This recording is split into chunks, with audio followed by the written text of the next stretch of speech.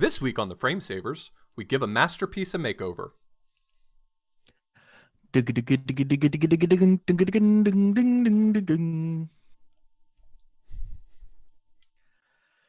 is episode 67 of the Frame Savers, and we are a retro speedrunning podcast. Speedrunning is a hobby where we try and beat video games as quickly as possible using whatever glitches or tricks we find available. And this week we are again live on twitch.tv/the Frame Savers. So what's up to chat? Thank you so much for hanging out. If you are new to the podcast, we generally do retro games, but this week we're doing kind of both. This game is called Wonder Boy: The Dragon's Trap. It was a Sega Master System game that was recently remade. You can get it on your Switch. You can get it on your, I think, other systems, Steam, PS4, I think. Can you? Yeah, Xbox Maybe? One. Xbox One, all sorts of things. I've got a physical copy right here. Physical copy. So lit. So we're excited to talk about that. Before we dive into that, Chad, how are you doing, man? I've been pretty good. I've been pretty busy playing video games. The Link to the Past tournament's just starting now as of recording this, so I've been trying to play A Link to the Past somewhat regularly so I can get in fighting shape. I've been playing Pugsy. If you're interested in what that is, check out My Last Pocket. Otherwise, I've just been sort of doing life. What have you been up to, John? I've been busy myself. I've been doing some Link to the Past, been doing some GDQ submission prep, so I was playing a lot of Kid Dracula on the Game Boy. Did a little bit more Game Boy Quest, failed a Final Fantasy VII run, basic normal John Carl stream stuff, so that's been pretty good. And just, living life. Definitely. So we usually spend the next few moments talking about a few events, and we usually have such a hard time putting events together for the podcast, just figuring out what's going on in the community, but we've sort of taken it upon ourselves to start organizing a community calendar. I think it's something that the community has been really lacking, and other people have stepped up in the past to try to organize one, but it always hasn't stayed together, and so now we actually have a proper speedrunning calendar. You can find information about it on our Discord server. You can find that from our website, www.theframesavers.com. If you want to go directly to our calendar, we're using Google Calendar, so if you use that in your personal life, if you want to keep track of all the events that are going on in the community, you can find it at isgoodis.gd/speedrun events, and that links directly to the Google Calendar that you can add to your own personal calendar just to keep track of it. And we're keeping it pretty up to date. We're asking people to give us information about what's going on. So a few of the highlights from our calendar right now. We've got SRL Speedruns Live Season 2 just started, and that'll be going for the next 3 months. So that is Super Mario Bros. 1 Warpless. That is the first game that was announced. I think there's going to be a total of 10 games, but they haven't announced them all yet, but that's our first one. Yeah, we've also got a German speedrun marathon, GSM, that's March 28th to April 1st. So go ahead and check that out. Speedrunning Expo is spring of 2018. That's March 28th to April 1st. And Calithon is 2018 is coming up April 12th to the 15th. That's a fun kind of in-person marathon that specifically in California usually raises money for like wildfire stuff or something, right? Yeah, Or I'm not sure what they're raising money for this time. They usually they do impromptu marathons whenever there's disaster relief that they need to take care of, something like the wildfire relief. But in general, I think they've done charity water in the past. Yeah. I don't remember specifically, but all of the information about what charities are being supported, the Twitch links to find them, they're all available on the calendar, and we'll make sure that we tweet out about marathons that are going on as well. So you can find those out as they happen. And the last one that's going on in mid-April is going to be the Zelda Speedruns Marathon. That's in April 13th through the 16th. So that's a speedrun marathon of all Zelda games. So yeah, huge shout out to Chad for organizing this calendar. So definitely utilize it. Something kind of needed in the community, I think, and a lot of people seemed pretty excited about it when he announced it. So there's a lot of people, sending us their events. Sometimes we have trouble aggregating this kind of stuff. We kind of go by our own word of mouth, what we hear or what we see. So this is a good organized way to kind of get this kind of information out there for everybody so that some of these smaller events can get the attention they deserve. So as we said, this week we are doing Wonder Boy: The Dragon's Trap. As a quick shout out, we are going to be doing a giveaway of a copy of this on April 7th. You can check that out where? That is going to be, you can find links to it from our Twitter account. The actual link directly to the giveaway is kind of hard to find, but we'll be doing the giveaway on April 7th. So you can find out how to enter there. It's really simple, just little things like following our YouTube channel, following our Twitch channel, following us on Twitter, It's things a like sweet that. game. Here's the Switch copy, and it comes with all these like cute little things. Like there's this cute little keychain guy. That's I got a lot of glare here though, and there's like an NES style manual in here. It's pretty sweet. So yeah, definitely go sign up for that. We just wanted to show some love to our viewers and do a giveaway. We've never really done that before. Yeah, me and Tina were both so excited when it initially came out that I don't know what she did, but I bought it on the eShop. I couldn't. We wanted to do a race like the day it came out, so Yeah. we I don't have a physical copy, sadly. But this week we have a special guest, a special person to come talk to us about this game. Who is that? So we got Sebastien here from Lizard Cube. We usually talk to speedrunners from the game. They usually help to give their insight, but who better to give their insight about the Dragon's Trap than Sebastien himself? How are you doing, Sebastien? Pretty good, and you guys? Doing wonderful. Good. I just beat the game for the first time. I played it through casually, and at the end in the credits, there was a fresh picture of you, I think as like a young teenager. So you guys all had your pictures in the credits. How do you feel about that picture? Well, I feel terrible about that picture.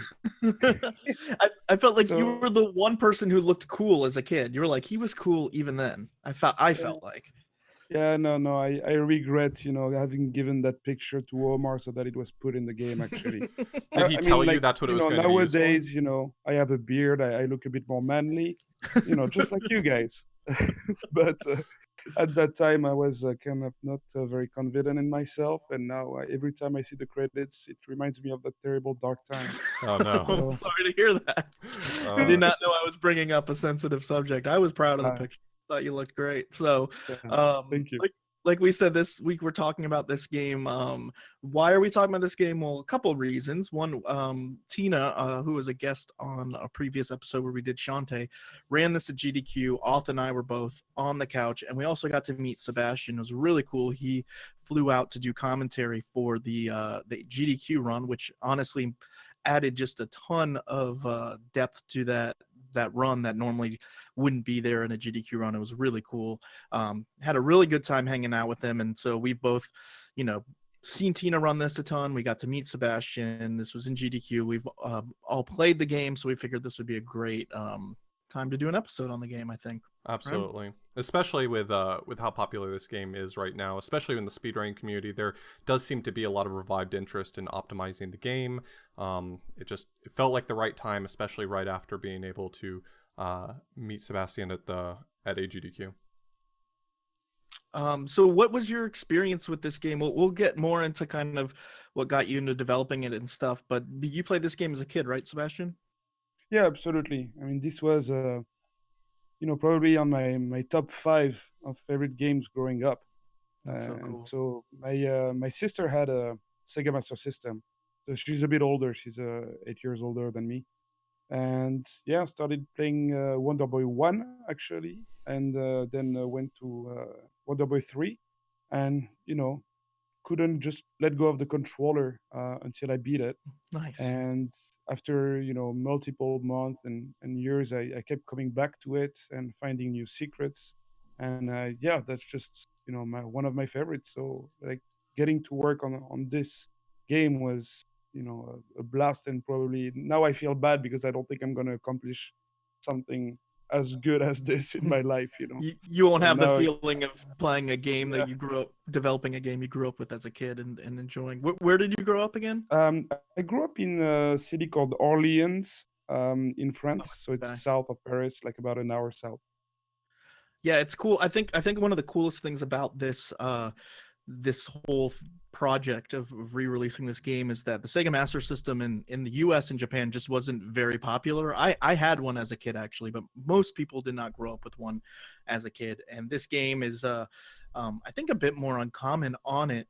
It's a bit pricier now as a collector, and so it's really cool to see something from the Sega Master System that maybe a lot of people in some other countries, where the Sega Master System was more popular, grew up on. Kind of people get to have that opportunity to experience that game, so that's really cool. We're going to go ahead and take a quick break, listen to some awesome music from this game, which there is plenty of, and then Chad's going to tell us the confusing history of this series.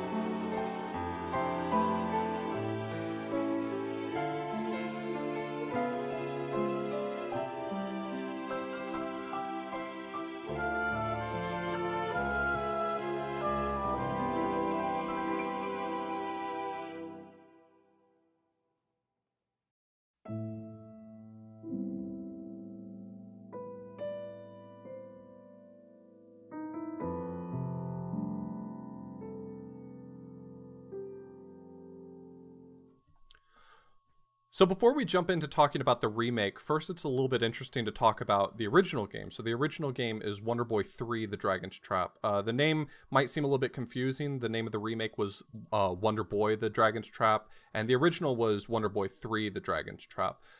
So obviously it followed in the lineage of the Wonder Boy series, Wonder Boy 1 being famously the game that was somewhat similar to Adventure Island by Hudson Soft. And Wonder Boy 2 being Wonder Boy in Monster World, another very popular game, another great game in the series. So it had sort of an interesting lineage. This game was developed by Westone Bit Entertainment and published by Sega in 1989. It was released initially on the Sega Master System, and there were various ports. There was the Game Gear in 1992, Ooh, cool. which was released specifically as Monster World 2: The Dragon's Trap. So again, a little bit more naming confusion. It was released for the PC Engine in 1991, a port by Hudson Soft named Adventure Island. Again, a new name, a new market. And then the TurboGrafx 16 version was released under the title Dragon's Curse.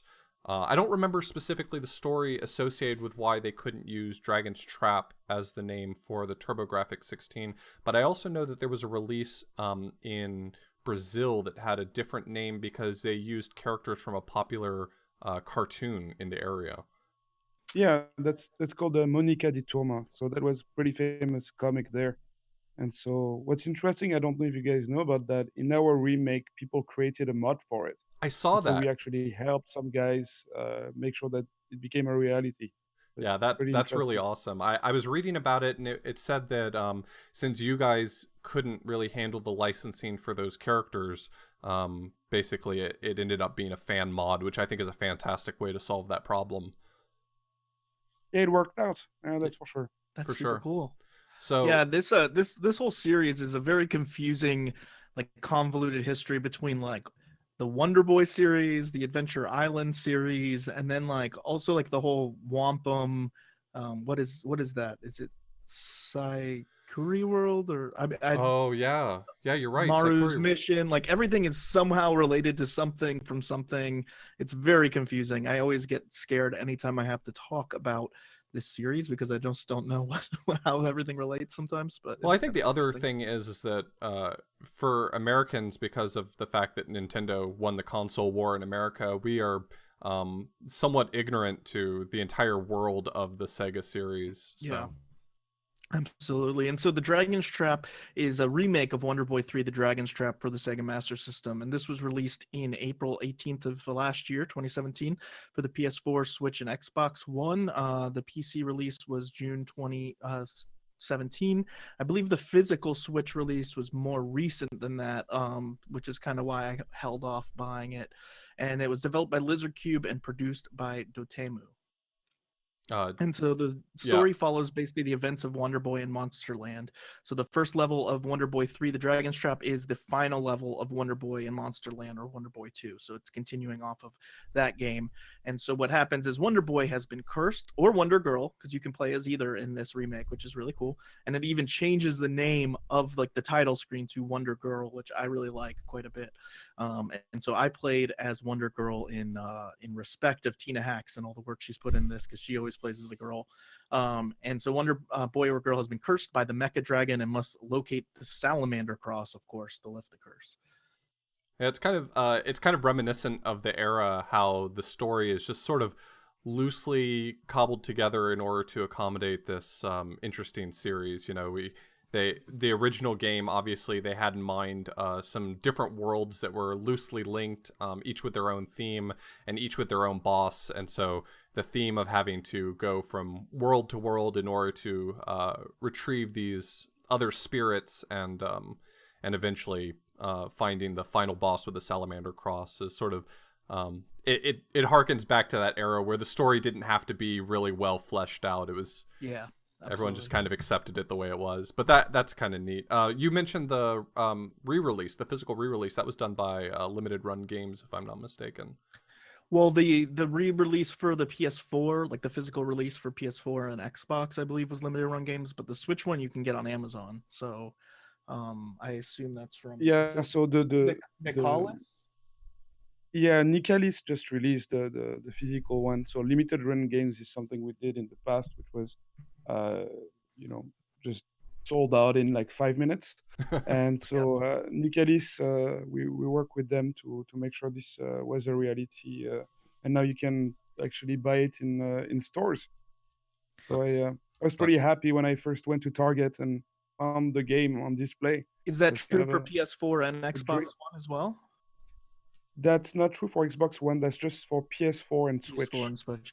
Yeah, so if you don't know what Limited Run Games is, they usually do physical releases of stuff that never had a physical release, but they generally sell out almost immediately. They have a limited run, that's the point, and then they end up being kind of like collector's items. Like a lot of scalpers will go and just flip those games for a ton of money. It's an awesome company, and it's really cool that they do that. They recently did Night Trap, which is like an infamous so they like re-released Night Trap for PS4 and other stuff. So it's a really cool company, but unfortunately the way it works is you're not going to have enough copies for like the majority of the public to get. And for a game like this that got much more popular, that would make it hard. So it's really cool to be able to go on Amazon or go to Target or whatever and get a copy of this now, which I did. Yeah, so this game is an action-adventure platformer. The entire world is put together pretty well. It's not a linear game in the sense that you travel from world to world sequentially, but the way it ends up working out is you find these locked doors or otherwise obstructed doors, and by acquiring either keys that progress the storyline or new spirits from beating previous bosses, you acquire the ability to access these new areas. So for instance, you start off in the early area on the beach after exiting the old castle, and one of the first worlds that you encounter is the desert, which is just accessible through a door. The only way to get through that door is by finding a key on the beach. So you have this sort of natural progression in this fully contained world. You have all sorts of different power-ups. You find or buy swords, shields, and armor. I think one of the things that makes this game really special is sort of the combat system in this game. It's so easy for a game like this to have really basic combat where you are just jumping around, firing some weapon, swinging a sword. But I think that the combat in this game really does shine in a lot of ways. There's a lot of credit obviously has to be given to the level design for making it possible, but there is a lot of care that goes into making the combat fun. So, for instance, having things shooting projectiles at you that you can block with your shield, and placing them in such a way that you actually have to give some careful thought to how to deflect things without taking damage. So, figuring out how to sort of position yourself between turrets or things that are firing at you, and timing the way that you turn to face them so that your shield can accurately block them. Yeah, to I guess follow up on that, also each different spirit or creature that you can be has kind of its own different combat feel to it. Like the lion is the most powerful, and also the swing is different. Like you can hit things above you, and Yeah, he's a you have full a much half circle wider arc on range of that. your swing. Yeah, whereas like if you're the mouse, you're just poking things right in front of you, but you also have a much smaller hitbox. So everything plays a bit different. The bird, as you fly, you can get hit by things. Your shield isn't activated unless you're not flying. So different things like that. And the game unfolds very similarly to a Metroidvania. Each different spirit or creature can access new areas the other one can't because of different abilities it has, which is the kind of gameplay we've talked about extensively in the past, especially the most recent past. But yeah. So talking about the different sort of creatures that you end up controlling, you start out as a human. So you are the human from the end of Monster World or Wonder Boy 2. And then your first transformation, you get cursed and you are now a lizard man who can shoot fire. So that's kind of a unique We've thing. all been there. Yeah, who hasn't? Uh, you can shoot fire, which gives you a little projectile, which is nice. The range is a little bit short, but it is a big change to the gameplay.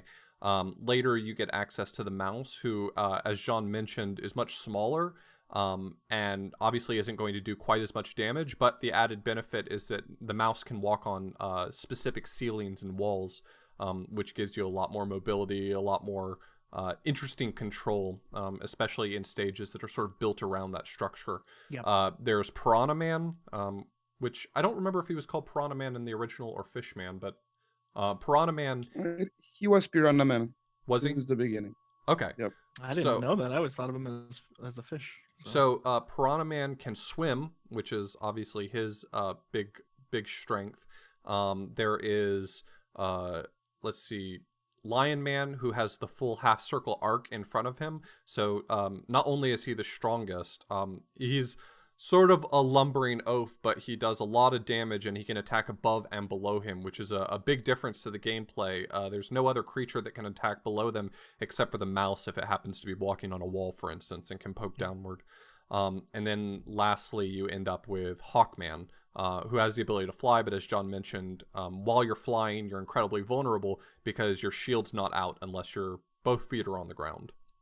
And each character also has different, jumping mechanics. Like I think some of them jump a bit higher than others. So like some of the platforming is tougher as the lion, which is kind of something you have to exchange for the fact that you have much more power and it's a lot easier to fight.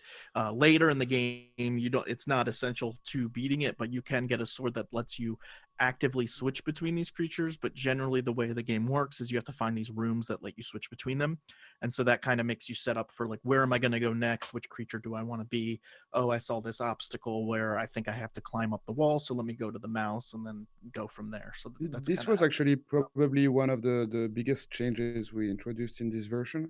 So the Tasmanian sword, which lets you change between forms, that's was not in the actually original. no. Well, it is, but it's not used the same way, basically. So Okay. in order to switch between characters, you needed a second controller connected to your Sega Master System, Like an up A thing. and you could actually transform into any character from Lizardman to Hawkman, even if you didn't get to have Hawkman, meaning that to beat the daimyo boss. Hmm. So you could just, as soon as you found it, you could access all forms. Oh wow. And so rather than keeping this, kind of like a very tough feature or capability in the game, we decided to kind of improve on it. And Yeah, that would so, definitely change the speedrun if you could become creatures yeah, that you don't have access to yet. That would have been so different. exactly. So, and I think the idea that that we had was kind of to make it a bit more accessible. So we just made it kind of a fun combo on a single controller, and we limited its capability to only switch to the forms you already got. Okay, And so that's awesome. that, like when we released the game, we didn't really think about it too much. That was kind of nice features for people who had played the original. But now, like every run that I see on Twitch, a lot of people actually say, "Oh, you should get the Tasmanian sword and like transform to whatever," like switch back and forth rather than use the rooms. So that was originally meant as a debug feature, really, in the original, but we just made it part of the gameplay in this version. I think that's an Oh, interesting that's way so to cool. approach that because I mean it seems pretty obvious from the fact that not only is it not limited to just the ones you found, but also it requires a second controller. It seems fairly obvious that that's a debug feature.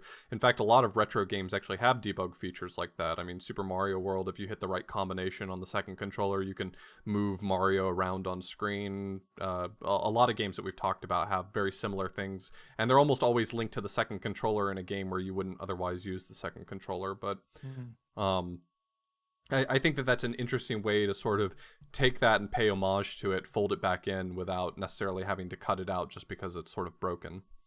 Sure. That's Absolutely. awesome. I didn't know that was a debug feature. I'm sure that's exploited in the SMS version for the speedrun that maybe we'll talk about later, but that's an interesting difference I never was aware of. Do you want to talk about, I guess, how this game was remade, like this whole process? Omar Cornu? Cornu, yeah. Cornu. So he began work on the remake in 1998. That's crazy. So we're talking like 20 years ago. This is a long project, Yeah. a passion So project. yeah, this is I mean, he's had that idea for quite a while. I think what's interesting with this is that he never kind of forgot about it. So Yeah. it was always one of his main goals to be able to do something like this, and I share a lot of similarities with him in that regard. So I actually was working on my own remake when I was younger. First a 2D version, then a 3D version, and then Oh, wow, 3D afterwards version. I got to work on that version, and but being an adult and all, that was a lot more, uh, I would say, easier, especially Yeah. having Lizard Cube behind. Yeah. Uh, but yeah, so that tells you how much passionate we were about this game in general. Absolutely. So the full development began in 2013. I do want to see this 3D version. I'm ready for that to come out. I'm ready for Super Mario You'll 64 never see it. 3. It'll never And so see the this light of day. so this game is built on a brand new engine, and it was developed meticulously by reverse engineering the original game. And so I'm actually going to let Chad talk about this because he's the more technical ninja person here. Yeah, so there's a dev blog actually about this, isn't there? Who maintains that dev blog that has all that fascinating information about reverse engineering this game? Yeah, that's Omar, and so typically before putting it out, he just shares it with the team, and then we can comment on it. For sure. Yeah, there's a lot of really interesting stuff there. I'll let you expand a little bit on it, but sort of the short version of it is that the old game, in an effort to sort of document what was actually in the game, Omar built a lot of tools that allowed him to dump the ROM and find, hidden secrets. So, for instance, all of these hidden doors that are in the game, there were guides and things that documented some of them, but there's really no way of knowing whether or not you found them all by any Mhm. way other than just taking the game apart. And so after building these tools, I guess that laid the foundation for being able to actually start working on the remake. That's exactly it. Yeah, so I mean, being passionate and being the crazy man he just wanted to learn every little aspect of this game. And so by building tools after he gained the confidence that, yeah, maybe I can create a remake now. And so funnily, he did encounter some secrets that were never found.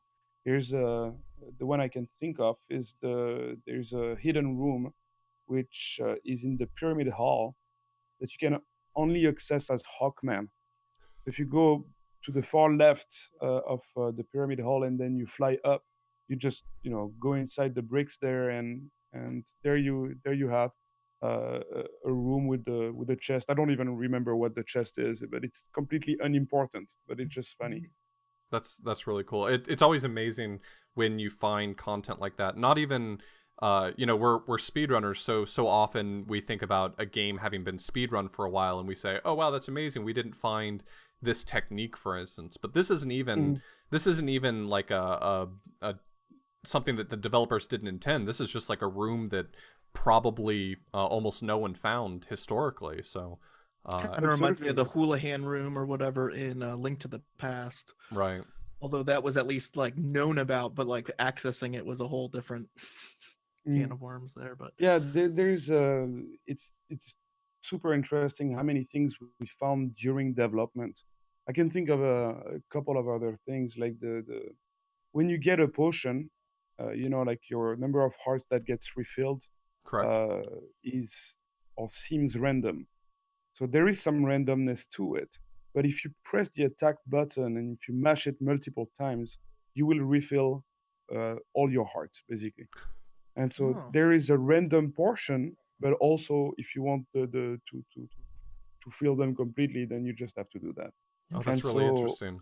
yeah, when we were looking at the code, I don't remember if it was Omar or me, but we were like, oh, why is it checking the controller registers when it's refilling potions? And then yeah, it just clicked. Oh well, It just turns out turned you out they can were just do mashing. that. That's Yeah, that's and so amazing. that's something that works in the original that we never really, I don't think anybody ever encountered. So does that exist Um, in the remake itself? So does the it potion does. refill? It does. Yeah, we kept that. Oh, that's mhm. awesome. I didn't even Yep. realize that. I never noticed that the amount that the potions refilled weren't fixed in that way. Yeah. I Yeah. never Yeah. noticed they didn't Absolutely. refill all your health, so clearly I wasn't paying enough attention. Maybe you never had enough Once I heart got hit still. and once I had a potion, I was like, oh, I'm getting beat up Yeah. here. Yeah. The There dev was blogs. Go ahead. there was also like something interesting that we found, which was related to something which was well known in the original, which is the Hades armor. So that particular piece of equipment lets you refill your like it adds an extra potion basically. So if you have 0 potions, and then if you're wearing that armor, you will refill your hearts.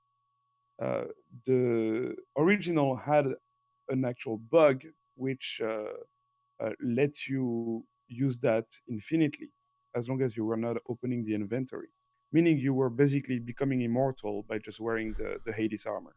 And so at first I didn't know like if it was a bug in the original game. And so after analyzing the code, I realized then yes, it's actually clearly a bug, and your equipment is supposed to be removed actually when you use Oh. it. So you would have to buy it again. uh, but we changed that to have this power work only once without having to remove the equipment and all of that and rebuy it. And so the next death you have resets that counter so that you can use it again. So it's a constant extra potion as long as you're wearing it when you die. Interesting. Yeah, that's pretty cool. As far as the dev blog goes, it really is a testament to the quality of this remake. It's one thing to make a game that's sort of a spiritual successor or pays homage to a game series that you really love, but you really don't have a full appreciation to how much care was put into accurately reproducing the original game faithfully until you read this dev blog. Things like just documenting how speed, acceleration, your ability to turn around quickly, how long those things take, basic movement principles across all the different characters in all the different scenarios. Those things were meticulously documented and reproduced faithfully. So while it may not be 100% one to one, it is incredibly faithful, and it's amazing because I've never seen any sort of remake of any variety that has taken that level of care to make sure that that's the case. Yeah, and that's actually pretty challenging to accomplish, but also, you have to ask yourself, should we change it or not? When does it make sense to change it? So we decided to alter the mouseman physics actually. The reason was that it was a bit clunky at times. and awkward when you were changing walls. So when Mouseman would like cling onto a wall and then jump on another one, your velocity would be reset. So that was that was just not very nice to use. So we decided to just cancel that reset so that your velocity is kept, and so you're a lot faster when clinging onto different walls. That's So great things because like it is a this. really smooth feeling. Like there's a specific section if you play the game where you're constantly going between the ceiling and the floor while you're dodging all these fireballs. It's kind of this labyrinth of tunnels, I guess you could say, or something like that. And it feels really smooth when you're doing it well, and it feels really rewarding for you to Mhm. switch back and forth between them. But if you were losing momentum each time, it would definitely feel much more of a chore than it would be than I Yeah, think it is. So yeah, that's a great addition, I would say. and I'm sure that it also impacts speedrunning. Oh, I'm So sure. you can definitely do this section faster by doing this. Yeah, if your Um, momentum were to reset, you'd have to try to minimize the number of times you change surfaces, but this allows you to sort of transition smoothly without having to worry about that. Absolutely. yep, yeah. That was the point, to just make it as smooth as possible. There's another instance that we changed also controls is the original forced you to, when you were using Lizardman, to just press down to crouch, uh, but you couldn't press left or right. And so now we just made it so that, as you know, especially when using analog controls, it's okay if you press down or right and still press. I mean, it's okay if you press left or right. You can press down, and he's gonna Oh, so crouch it doesn't at that point. sort of read a ghost down input and force you to stop moving. Yeah. So that's Oh, that's kind of obvious, but I think Mouseman was probably the biggest change. that's Okay. awesome. Yeah, I hadn't played Wonder Boy 3 enough to notice that difference. I did play it a little bit a long time ago after I played the remake with Tina, but I hadn't played Wonder Boy 3 that much, so I don't think I would have ever actually noticed. I don't know if I ever even got to.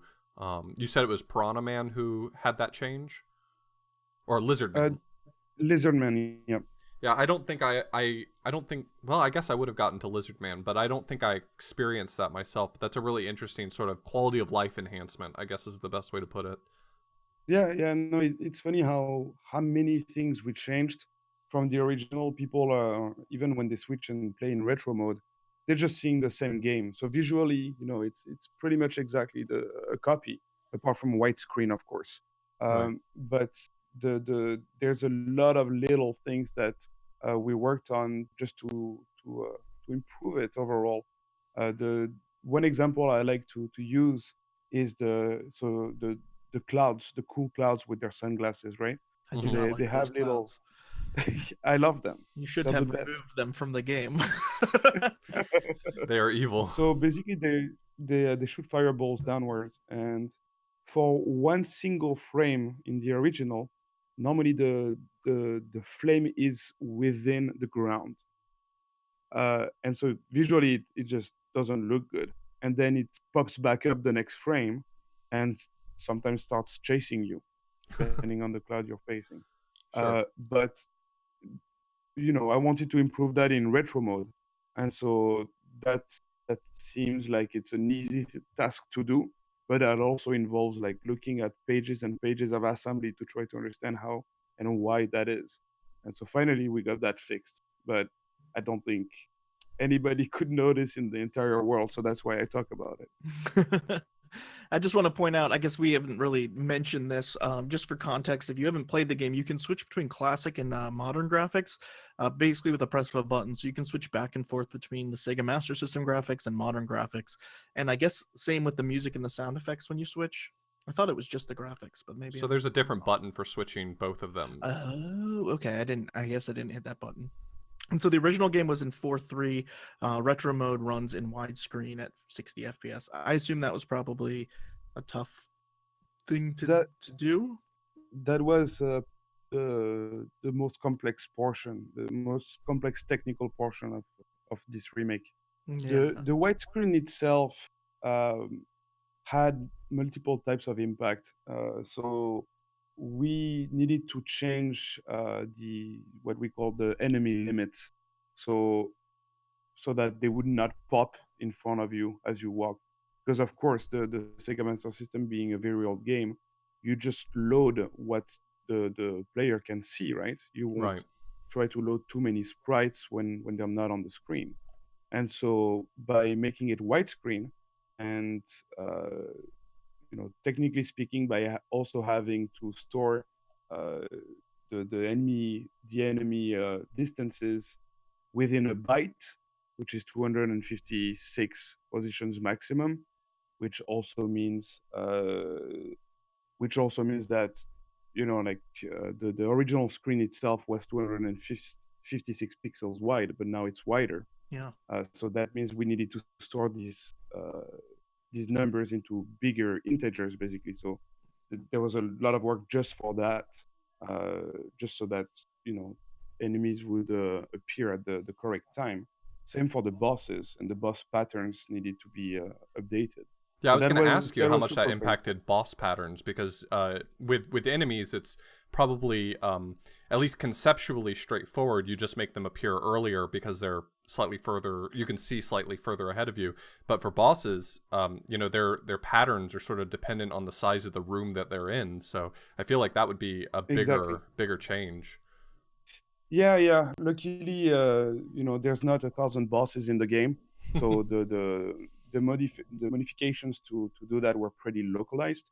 But yeah, that was not too complex. I think the most complex part was the 60 hertz, so or 60 frames per second. The original came out in 30 frames per second, actually. So 30 hertz. So what does that mean? That means not only are frames produced only half the time, but also that the physics are updated half the time. So let's say you have your main character that is moving right. So every frame is gonna uh, move his position by, let's say, 7 pixels. So now we are running the game twice faster, so at 60 hertz. So if your character before needed to move 7 pixels, now it needs to move 3.5 pixels. Right. The problem is that the Z80, which was the processor used on the Master System, it's not a floating point processor. So you cannot just move a character by 3.5 pixels.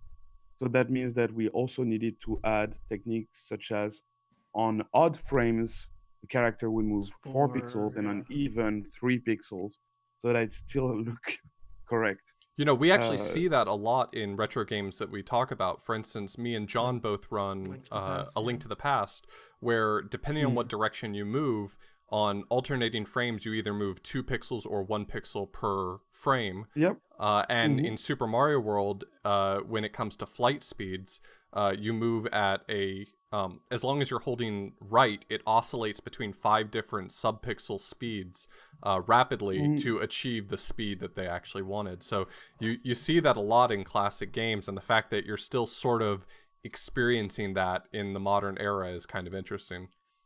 Yeah, yeah. I think that's the fun part of this project in general. So is having to deal with pretty outdated and old technology, but that is still relevant in today. Yeah. Um, I think that being able to switch between the modern and the classic graphics is really, I feel like, a unique thing. I can't think of other games that have done it. I'm sure they exist, but especially Monkey being able. Island, they Yeah. did this. Monkey I was Island gonna, 1 and 2. yeah, I was Okay. gonna say Really, that. That's a really lot love this more game. straightforward. That was probably a lot Yeah, that's an less of a adventure pain game for though, them. which is, yeah. It just seems so impressive. It'd be one thing if it's like, okay, at the start of the room you can switch, but like to be able to switch back and forth at any point in the game is just so impressive. I think it's such a cool touch, and it's really fun touch to be able to, be like, oh, I wonder what this section looks Yeah, like I in saw you the, doing that a on the lot when you Sega were Master playing. System. I saw you doing that a Yeah, lot where you'd be like, I wonder what this looks like in yeah, I want retro to know what the mode. boss looks like, and right, because I've seen them all. Obviously, watching Tina play this all the time, like I've seen mostly, and we'll talk about, I guess, the speedrun in a bit. I've seen mostly the new artwork, but like I don't know what those sprites looked like on Sega Master System, so it's kind of cool to go back and switch real quick on a boss, and then switch back or see what a section's background looks like. Yeah, It's we really cool. also added a little Easter egg that if you mash the R2 button, which you use to switch the graphics between retro and modern. If you mash it multiple times, then you can actually stop the transition bar, which you will be able to see both at the same time. And so that came out because Omar was, I believe it was during Bit Submit in Japan, where he was showing that feature, and then people were, or he was sorry, he was showing the retro version switching to the modern version, and then people were trying to stop the transition from happening in order to leave it in the middle and see both versions at the same time.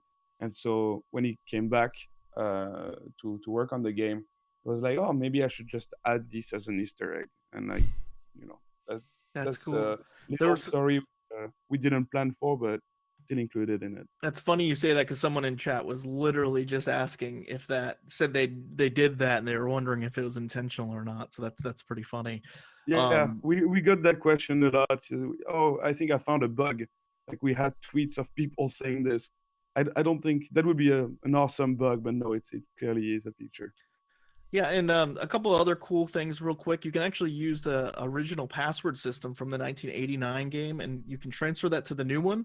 So like you could use the same you could be playing on Sega Master System and then get a password and then use it on Even the better, Switch there's a version. house in town where you can get a password to go back to the Sega Master System version too. Oh my gosh, that's so cool. On top of that, you added a couple of new secrets to the game, something called the Unknown and the Gaelic Sword. Yeah, absolutely. So the well, this evolved quite a bit during development, but we always had this desire of adding some kind of new level. I was pushing for it, and Ben was hating me for it. So Ben is the artist, so that meant drawing more stuff. Uh, and so the idea that we had was one of the original pieces of equipment, which is the Thunder Saber, is kind of weird because the idea is that having this sword in your inventory lets you break these golden blocks uh, that you see throughout the game. The weird thing about it is that you don't even need to wear it; you just need to own it. So Okay. therefore, and plus it doesn't do damage as well. So it's a useless sword to use. Really, you just need to have it. And so rather than just doing this, what we decided to do was just drop it completely and transform it into a thunder ring. Yeah, yeah, And yeah. so that's why now in your inventory you have a thunder ring. Uh, but what that allowed us to do as well was that it opened up a new slot for the swords. Yeah. And so that was the sword. And I came up with the name Gallic Sword because it's a cool name. Uh, but That's as good a but reason also as any. because the entire team is French, so there was like épée gauloise and all of that stuff. So that was a little Easter egg in its own as well.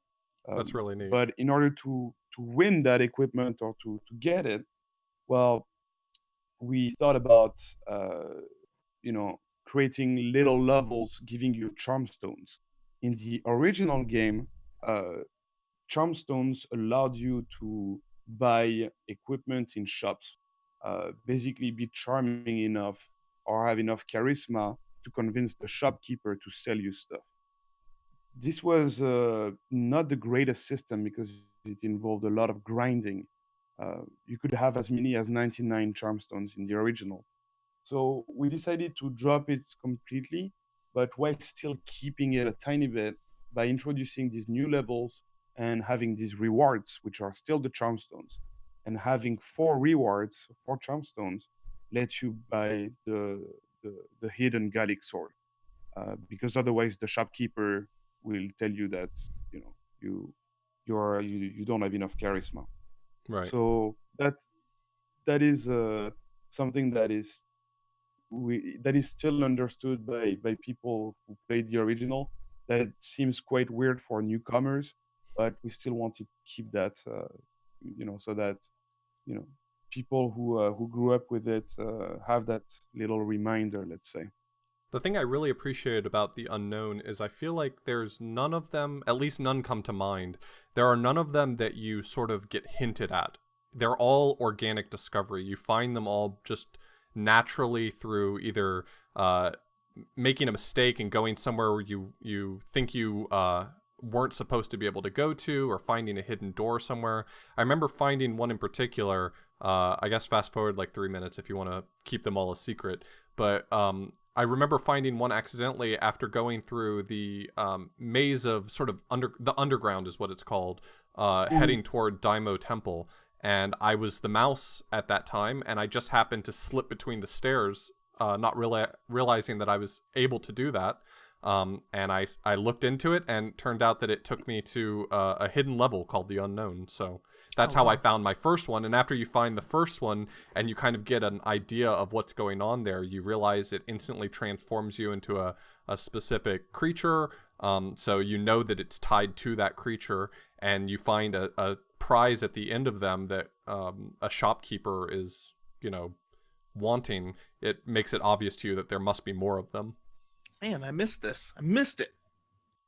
Yeah, well, it's normal for you to miss it because it's really hard to find, and you're absolutely so right. That was the point, is to uh, we didn't want to add real hints, but people started discovering them online, and so then it kind of became a bit famous as well.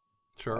One of the one you just described, the Mouseman, is probably the most hated level in this remake. I got stuck on it Most for an hour in my blind race with Yeah. Tina. Yep. So I haven't said that publicly yet, but I got stuck on it myself. It probably took me like 30 tries Mm-hmm. because Omar designed that one. Breaking And news so on the frame savers here. For context, in our I 4-hour actually, race, it took me and Tina just over 4 hours to beat the whole game. I spent an hour of that trying to beat the Mouseman's Unknown. So for context, for the difficulty for the rest of the game, this is a level unknown to to the rest of the game. This is a brand new layer of difficulty. yeah, absolutely, and that's I really hated Omar for it for some time. And then so that means every time somebody complains about that level, I just push him under the bus so that everybody knows that it's him. Well, That's awesome. we'll make sure he gets all the credit for that one. You mentioned something really interesting that I wanted to ask about. So I want to preface this by saying that I think that the unknown levels are really beautiful. They do have their own really nice style to them. It's somehow simultaneously a very serene looking area, while at the same time being incredibly difficult stages. So it makes it kind of an interesting juxtaposition in that way. But I did want to ask, you said that the artist actually was, jokingly at least, frustrated that you were trying to add new levels to it. Does that maybe account for why some of the design in those levels is quite a bit simpler than the art design in a lot of the other levels? Or is that sort of a stylistic choice and not necessarily the side effect of not wanting to add extra levels? Yeah, I think it's a bit of both. I mean, clearly, like this was added very late in the game, and we still had quite a few things to do. So when we couldn't have managed to create completely new levels with different backgrounds, but we had this idea of making it a bit surreal, Mm-hmm. and making it a reminder of the original by having all these it's very blocky. If you Mm-hmm. look at all the platforms, it's just little stars and stuff. So we asked we discussed in the team, and Ben decided to also create this unique cloudy background for all these levels, and we all liked the fact that there was a uniformity in all this world, and that's why it's called by the same name. Sure. Yeah, it's That's really awesome finding them. As a matter of fact, we'll talk in the speedrun discussion a little bit. One of those unknowns is actually key to the any percent speedrun, so that'll come up a little bit later. But otherwise, I'm trying to think. So before we move on to ratings, and we'll probably talk a bit more about development and such, maybe as it comes up. But is there anything else you'd want to talk about or say concerning like working on this project, or just like your experience of doing the remake? Well, I think what's so to get some background, this is my first video game, right? I actually have a full-time job on the side, and I did this kind of in my free time for a couple of years almost. And what I really didn't expect was the attention it got when it was released, Yeah. especially on the Switch. It was crazy. We made I mean, we sold more than 100K copies just on the Switch. But it was the community also that was built around it, and seeing every speedrunner like Tina that I've watched many times as well, just love the game and try hard at it and discover that entire community. I think for me that was what I loved the most about the game, not necessarily like the fact that I was working on that, but what came out after, and being able to talk to you guys today about it as well. I for Yeah. sure appreciate the fact that it seems to, at least from my perspective, now I'm obviously inside the speedrunning community, so my perspective is a little different. But I feel like, at least in North America, or I guess I should just localize it to America, I feel like we were pretty clueless to the Wonder Boy series in general, and I feel like this is really helping to put it on our radar culturally. Like, I feel like this does a great service to let people know, there is this series that you might have missed out on, and hopefully that leads people to seeking out the original games as well. Yeah, it's pretty cool. I had heard of this game even before I started being on Twitch. This game is in, you know, some of these like hidden gems videos, stuff that you might, if you watch a lot of retro stuff on like YouTube and stuff, you might have heard somebody mention it. So I'd seen a bit of it, but didn't know much about it. We don't get to talk much about modern gaming, but I'll just say I think at least 2 years in here, it's probably a year in, I guess. Like the legacy of the Switch, outside of the Breath of the Wild and the Odyssey stuff, has been being this great platform for indie developers and indie games, and I think it's become one of the big strengths for the Switch. In between the big titles, in between the Breath of the Wilds and the Mario Karts and all that stuff. There's access to all kinds of these indie games that people have really gotten into and really enjoyed, whether it be Celeste or this or some other stuff. And so this kind of just fits in that legacy of really cool stuff that you didn't see come out on the Wii U or the Wii or anything else. So it's cool to see Nintendo kind of coupling themselves with indie developers and getting this stuff out there into more people's hands. So, Um, one last question I wanted to ask was, can you talk a little bit about the licensing challenges? So we don't really encounter this a lot because typically an HD remake or reimagining of any popular older series is usually handled by the original either publisher or developer themselves. So when Nintendo releases Wind Waker HD, that's handled by Nintendo themselves, or when Monkey Island releases the HD remaster of Monkey Island, that's handled by LucasArts / Disney these days themselves. So it's kind of interesting to see an indie team pick up an old series and then probably have to go through some pains to actually get the licensing taken care of. So how did that play out for Lizard Cube? Yeah, absolutely. So, well, we got pretty lucky. So what happened is that when Omar and Ben started or founded Lizard Cube, and Omar started reverse engineering the original and then working on the actual game, he didn't really know whether he would get the rights to being able to create it. So that's when also they approached our publisher Dotemu. So Dotemu has been around for quite some time, and their expertise lies in dealing with old retro licenses. So they've got that experience of contacting pretty much any type of people in that industry, and so they handle the licensing issues and or getting the rights for Lizard Cube. Uh, what was interesting with this license is that it was kind of split. So Sega owns the name Wonder Boy, and uh, Westone, or which is now defunct, uh, is the rights to the game itself is uh, is owned by a company called LAT, which is one of the Western guys at the time. And so Dotemu approached both Sega and LAT to make sure to be able to secure those rights. And so I don't know about the details of the deal, but what I know is that the Lizard Cube didn't have to worry too much about it. That's And really I'm Awesome. nice. glad that we were not too involved. I think that's because if I remember correctly, the reason why you guys originally worked with Dotemu is because they're aren't they located out of France as well? Correct. Yeah, they're as well in Paris. Yeah, so that's a big convenience for them to have also just happened to have been a company that is especially good at this sort of thing. That seems like a very lucky position to be in. Yeah, I think for this project, definitely at some point all stars aligned, and yeah, we got pretty lucky that we made it happen. That's really great to hear. That's awesome.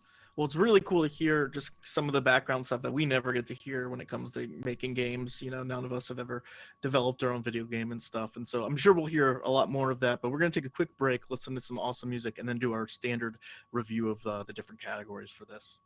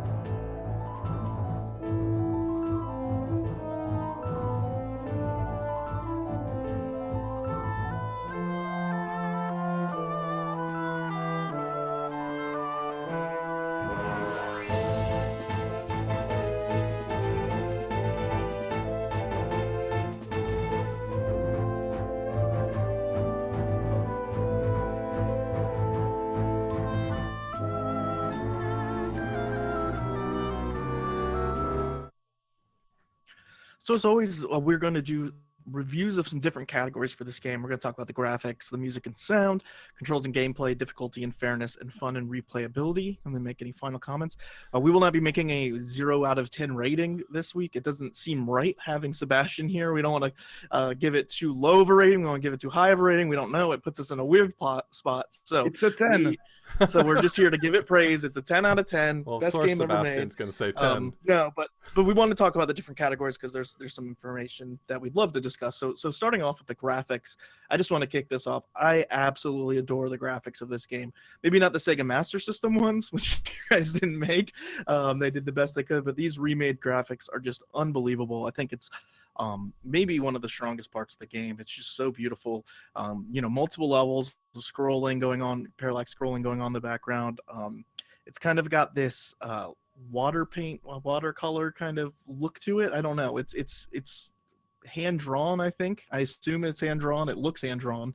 It is. And yeah, it's just like fully hand drawn, beautiful backgrounds, adorable sprites. Everything is cute. Everything. It has a very unique look to it that I really love quite a bit. Yeah, I'd love to see more games do an HD remaster in this style. It feels like a lot of times HD remasters tend to look a lot like if you were to take the original graphics and apply like a blend filter from Photoshop on it. But this game, there's just so much care taken to update the graphics both faithfully and artistically at the same time. I think one of the things I really appreciate the most is if you compare sort of the original graphics from Wonder Boy 3 to the remake, Just little attention to detail, things like, you know, if your character is running one direction and turns around, like all of the frames of animation that go into that full turnaround, you know, the sliding to a stop and then throwing your body in the other direction. You get that in this remake. There feels like there's a lot of fluidity to that movement. And then like John was saying, the really detailed backgrounds. The one that I always remember the best is after you're leaving town, heading west to go toward, I think it's called like Adventure Zone or something like that. That's the name of the area. There's this one really long stretch where you're just sort of running across this plain with, it looks like the sun setting. Just the detail that's put into that scene, being able to see really far into the distance, and it feels like it's like this really immersive, huge three-dimensional space. I mean, the parallax scrolling really helps with that, and we talk about that a lot in retro games because that's something that's really challenging to do with retro games. You need a lot of layers for it. But for this remake, I think it's done in such a nice way. It really doesn't just feel like it's layers moving. It feels like it's this huge three-dimensional space that really sort of captures you while you see it. Yeah, the two I really think back to is when you're leaving the underground going into the place with all the ninjas. What's that place called? Daimo Palace? Daimo Daimo Temple? Palace, the place It's the garden. Yep. yeah, Oh, yeah, the yeah. place you die all the time. There's like this really beautiful cherry blossom tree, like which I switched over to the retro to see if there was something like that on there, and it was just completely, you know, added on, but it was really cool. And then there's these giant lion statues in the background of one area that you're running through that I just think are really cool looking. I think also if you go to the Sega Master System game, really surprised me the amount of detail that they did pull off on the Sega Master System. I mean, definitely much more technical than what a Nintendo game would have been at the time. There's a lot more animations for the characters in terms of like this game's very animated. When you get hit, you react in a very animated way.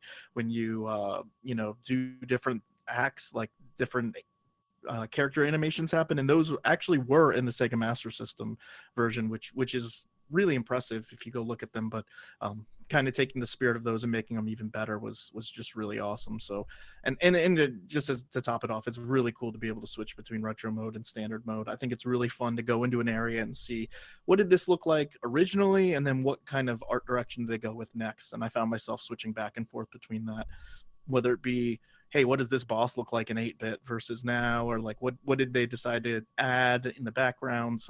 It's just a lot of really cool stuff. Going on to music and sound.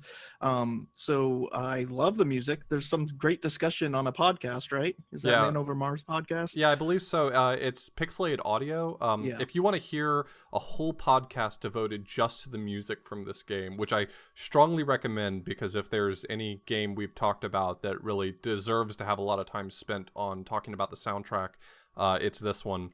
There's a very recent episode from them by Pixelated on the podcast Pixelated Audio that has as guests Omar, Mikhail, and who was the third person? Romain. They all three just lent a lot of information. It's really fascinating listening to them talk about what actually went into updating the audio, updating the music, and that podcast itself goes really into detail about comparing the original tracks to the updated tracks. So that's just a preface to us talking about it. We're definitely not going to dive in quite that much. I was really interested when I was pulling music for this podcast episode. I think what we're going to do, spoiler just a little bit late, I think what we're going to do is in the sections between in the music breaks between sections here, I think I'm going to see whether or not our producer can put in the original tracks and the remade tracks as well. That'd be cool. But the comparison is stark. The music in the original is fantastic. And if we're focusing specifically on the Sega Master System version, obviously it's hard to compete. It's hard to compete with the remake when all you have to work with is several square wave channels.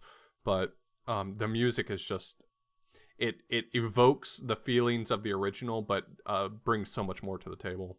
Yeah, it's much more orchestral, of course, and it's really moving music. You never really get tired of it at all. It's really good. All the sound effects also are really solid. Just make whether it's breaking through blocks or getting your health refilled, or even the boss. I guess you don't do him in any percent, but there's this pirate ship boss that throws hooks at you, like the noise of the hooks hitting the ground, like everything just has really good detail to it, and adds to the experience for sure. So how much? So you were involved, Sebastian. You were involved in the some of the art direction as well, right? Not not quite. I think the whole team had their say. Sure. So Ben being the founder of Lizard Cube and the artist on the game, would pretty much every day or second day come up with something new, Sure. and would share it with the team, and so we would all get to comment. So that was kind of my you know my my morning routine. Let's say I was working from Australia at the time, so basically because of the time difference, I would wake up and then I would find new art or find new music, and so yeah, just share my thoughts about what I think it should be or it could be, etc. So how So complicated even was the on process of yeah. transferring from? So I mean, the fact that you guys basically recreated the game retro mode in this remake, how complicated was the process of actually converting those original graphics into the remade graphics, considering how much care was obviously taken to sort of add more to the table? Yeah. Well, I think it's hard for me to dig into Ben's brain and how it works, but I was always in awe every time I would, see what he had produced. So I think he used some of the original manuals, which had some artwork, and then he did multiple iterations for different sprites and stuff like that. You can actually see some of that in the gallery inside the game. So you can see some of the original concept art. Uh, the one I remember, Vanity, is the Wonder Girl hair, her hairstyle and her hair color. And so we were debating whether it should be purple or orange, or if she should have long hair or shorter hair. And so like this is actually, I think we've got a sheet that he created that is in the gallery that players can check out. Um, but yeah, it was just a lot of iterations and his creativity and imagination. For sure. Well, going on to controls and gameplay. So I might have some not perfect things to say about it, but I really had a lot of fun playing this. It is slippery at first. Like, it takes a bit of time to adjust to the momentum controls of this game. But like, I think once you adjust to it after like 30 minutes, it feels really good to control. It just kind of has that period of time where you might feel like you're getting hit by a lot of enemies that you didn't mean to, or you're not used to the combat. You also do take a lot of knockback when you get hit, so you can get knocked and bounced between a lot of enemies. That kind of takes part in the gameplay too, of making sure you're careful not to get hit, because generally when you get hit 2 or 3 times because you're getting bounced between stuff and all. So the controls take some adjusting, but once you get used to them, they do really feel good. You mentioned before the mouse being able to go onto different walls and different surfaces and transport himself back and forth from the ceiling to the floor and stuff. That feels really smooth, and it's a really quick adjustment. You would think kind of a mechanic like that would be awkward or take a lot of time or mastery of controls, but it does kind of have this seamless I guess user friendliness to it almost. All the different characters are really fun to control. The game feels it's tough for me to judge how the game feels as a casual playthrough, even though I just beat it, because I'd watched Tina run it so many times. I don't know how many points that people would generally get, caught up at, that they wouldn't know where to go and what to do. But I don't know. Maybe Chad, since you did a full casual playthrough of it, you can speak to that a bit more. But I There's found a the lot gameplay of to be fun. So there's a lot of precision platforming, which I mean, and this is based on Wonder Boy 3. There is a lot of slipperiness to the controls, which, I mean, like it or hate it, it's reproduced faithfully in the remake, and Yeah. that definitely does produce a lot of challenges for the precision platforming. But I think that there's sort of a graduated scale as you're playing through the game. So, for instance, I would say one of the first times that you really encounter precision platforming is on your way to the tower, so heading west out of town. And there's this segment where you're sort of running through what looks like a swamp, and there's these pillars that the mouse can run on, that are these one tile wide pillars, and ideally you would want to jump from pillar to pillar because getting caught between them means you have to deal with extra enemies. And while that can be a little bit of a frustration trying to land really precisely, the fact that the first time you encounter that sort of precision platforming is with the mouse, where you can actually stick to it if you decide to. You can hit down and he'll latch onto the ground so that you don't fall off. It sort of helps you learn it a little bit at a time in sort of a more or less safer environment, before you sort of encounter that more as you go on through the game. In addition to that, I think that the slipperiness, while it does make it difficult to learn how to do combat in the game, because of the fact that you might want to run up to an enemy and attack them, but you may not realize that you're going to slide right into them as you run up to them. I think it also makes the combat kind of interesting because enemies slide too as they get attacked a lot of times. Yep. So for instance, you'll be fighting a boss, and as you attack them, they'll slide backwards, and it creates this sort of fluid movement where you're moving with the boss as you're attacking them, that I think is a lot of fun to play. It just takes a little bit of learning to get used to. So I think that's the challenge. If you really want to test your mettle on the slippery controls and the platforming, try really any of the unknowns. I think Sure. that's really where you decide whether or not you are a human or a mouse man. I think it also kind of has that Super Mario Land / Super Mario Brothers 1 kind of feel to it, where it's like, if you keep the momentum going forward, then it feels good. It's almost like it wants you to speedrun it. Like when you start stopping to kill enemies, stopping to do this, then it kind of makes it more awkward. So it like almost pushes you forward to keep going and to kind of speedrun the game, I feel like. So what Yeah, do you think, I Sebastian? You're allowed to blame any it's bad all things on Omar's the fault. original. Oh yeah, no, I'm completely blaming you guys. Uh, no. So that's something that came up during development. That indeed, like the controls are pretty slippery. I completely agree with the fact that it does take some time to get used to. Of Mhm. course, I don't remember myself because I've known that game for 30 years, or a bit Sure. less, I guess. Um, but I think it's quite uncommon these days, and some people do get frustrated, and I understand that frustration. I think what I see a lot is that for new players, they start going in the desert, for instance, and yeah, they just move forward and without planning their attacks. And so Mhm. this is a game where you actually have to stop and look what's in front of you, and make sure that you approach them carefully. Right. Otherwise, yes, you will die, and you will die a lot and get even more frustrated. Absolutely. So it's a game of patience. It's which is makes it even more crazy to speedrun, Yeah. for me. Yeah, it But definitely gave me an appreciation for Tina. Like as soon as I got into the desert and started like realizing how hard it was to like time my attacks and like you said, have a plan and know exactly what you're gonna do, like it gave me a much bigger appreciation for the speed runs that I've seen Tina do with the game. yeah, I still myself. I mean, I still don't understand how she does it. I don't. I cannot. I would love to be able to speed run it like her, but no, I don't think I ever will be. I think that's the lesson we learn a lot on this game, is that it's one thing to watch someone play a game and say, wow, it's impressive that you're going fast, but you really don't learn to fully appreciate how impressive it is until you try to play it yourself and realize these are the challenges that this person is overcoming. So Absolutely. when you play a game like this finally and you say, wow, these controls are actually kind of slippery and it makes combat really challenging, and then you see someone play it fast right after that, you're like, how are you not just dying constantly? Yeah.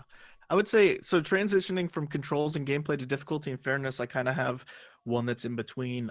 But I did find a lot of the bosses to be like kind of disappointingly easy versus like traveling through places and stuff being much more where you're dying, the difficult part. I assume that's mostly kind of just a translation straight from the Sega Master System game. You didn't want to completely redo the bosses and give, maybe 5 or 6 different types of patterns or anything. But Yeah, they that's correct. Yeah, The we didn't want to change the patterns. absolutely. That's something maybe we could have improved on. In hindsight, it's a when I remember growing up as a kid and being beaten many times by by the zombie dragon, which is probably the easiest. And so that was probably because of the stress at the time. You understand? Right. Sure. I think And also in context, you're at that point in the game. I think the zombie dragon could potentially be one of the more difficult ones because the very next one you fight is what is the name of the dragon that's in the tower? that is the oh sorry, that's the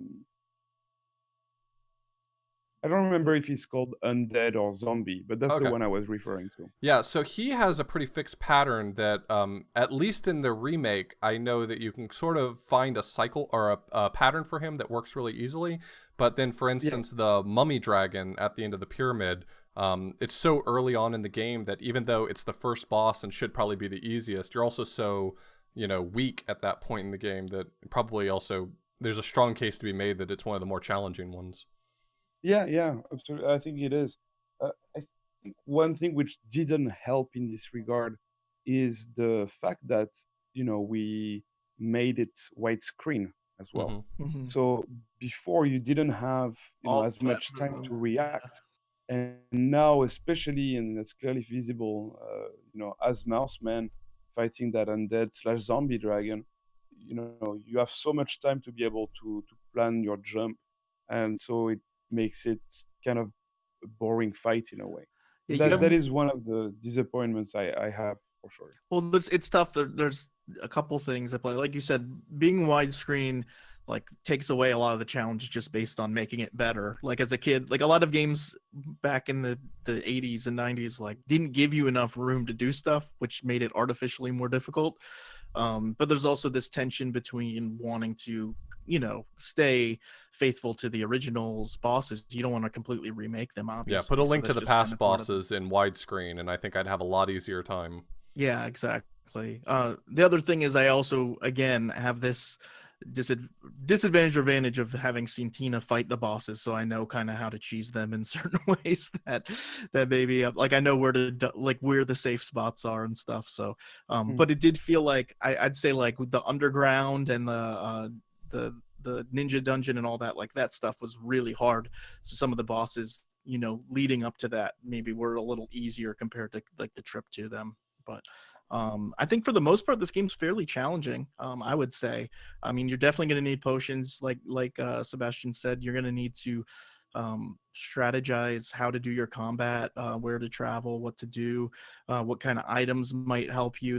We didn't mention there's a lot of items you can pick up. There's boomerangs you can throw, arrows you can shoot in the sky, fireballs. There's these little tornadoes you can shoot.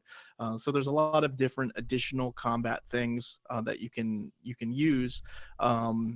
So there's also a lot of different challenges you can do. You can try and not buy better gear. You can try and not get extra hearts. You can try and fight with certain not use the lion, for example, when it's easiest to use the lion, and use the mouse or use something else.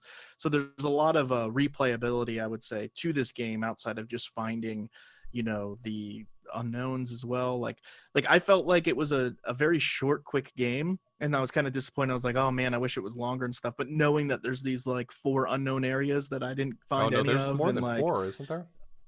6. 6. Oh wow. So there's 6 hidden areas that I didn't find, and all this other stuff that you could unlock outside of just trying to beat it.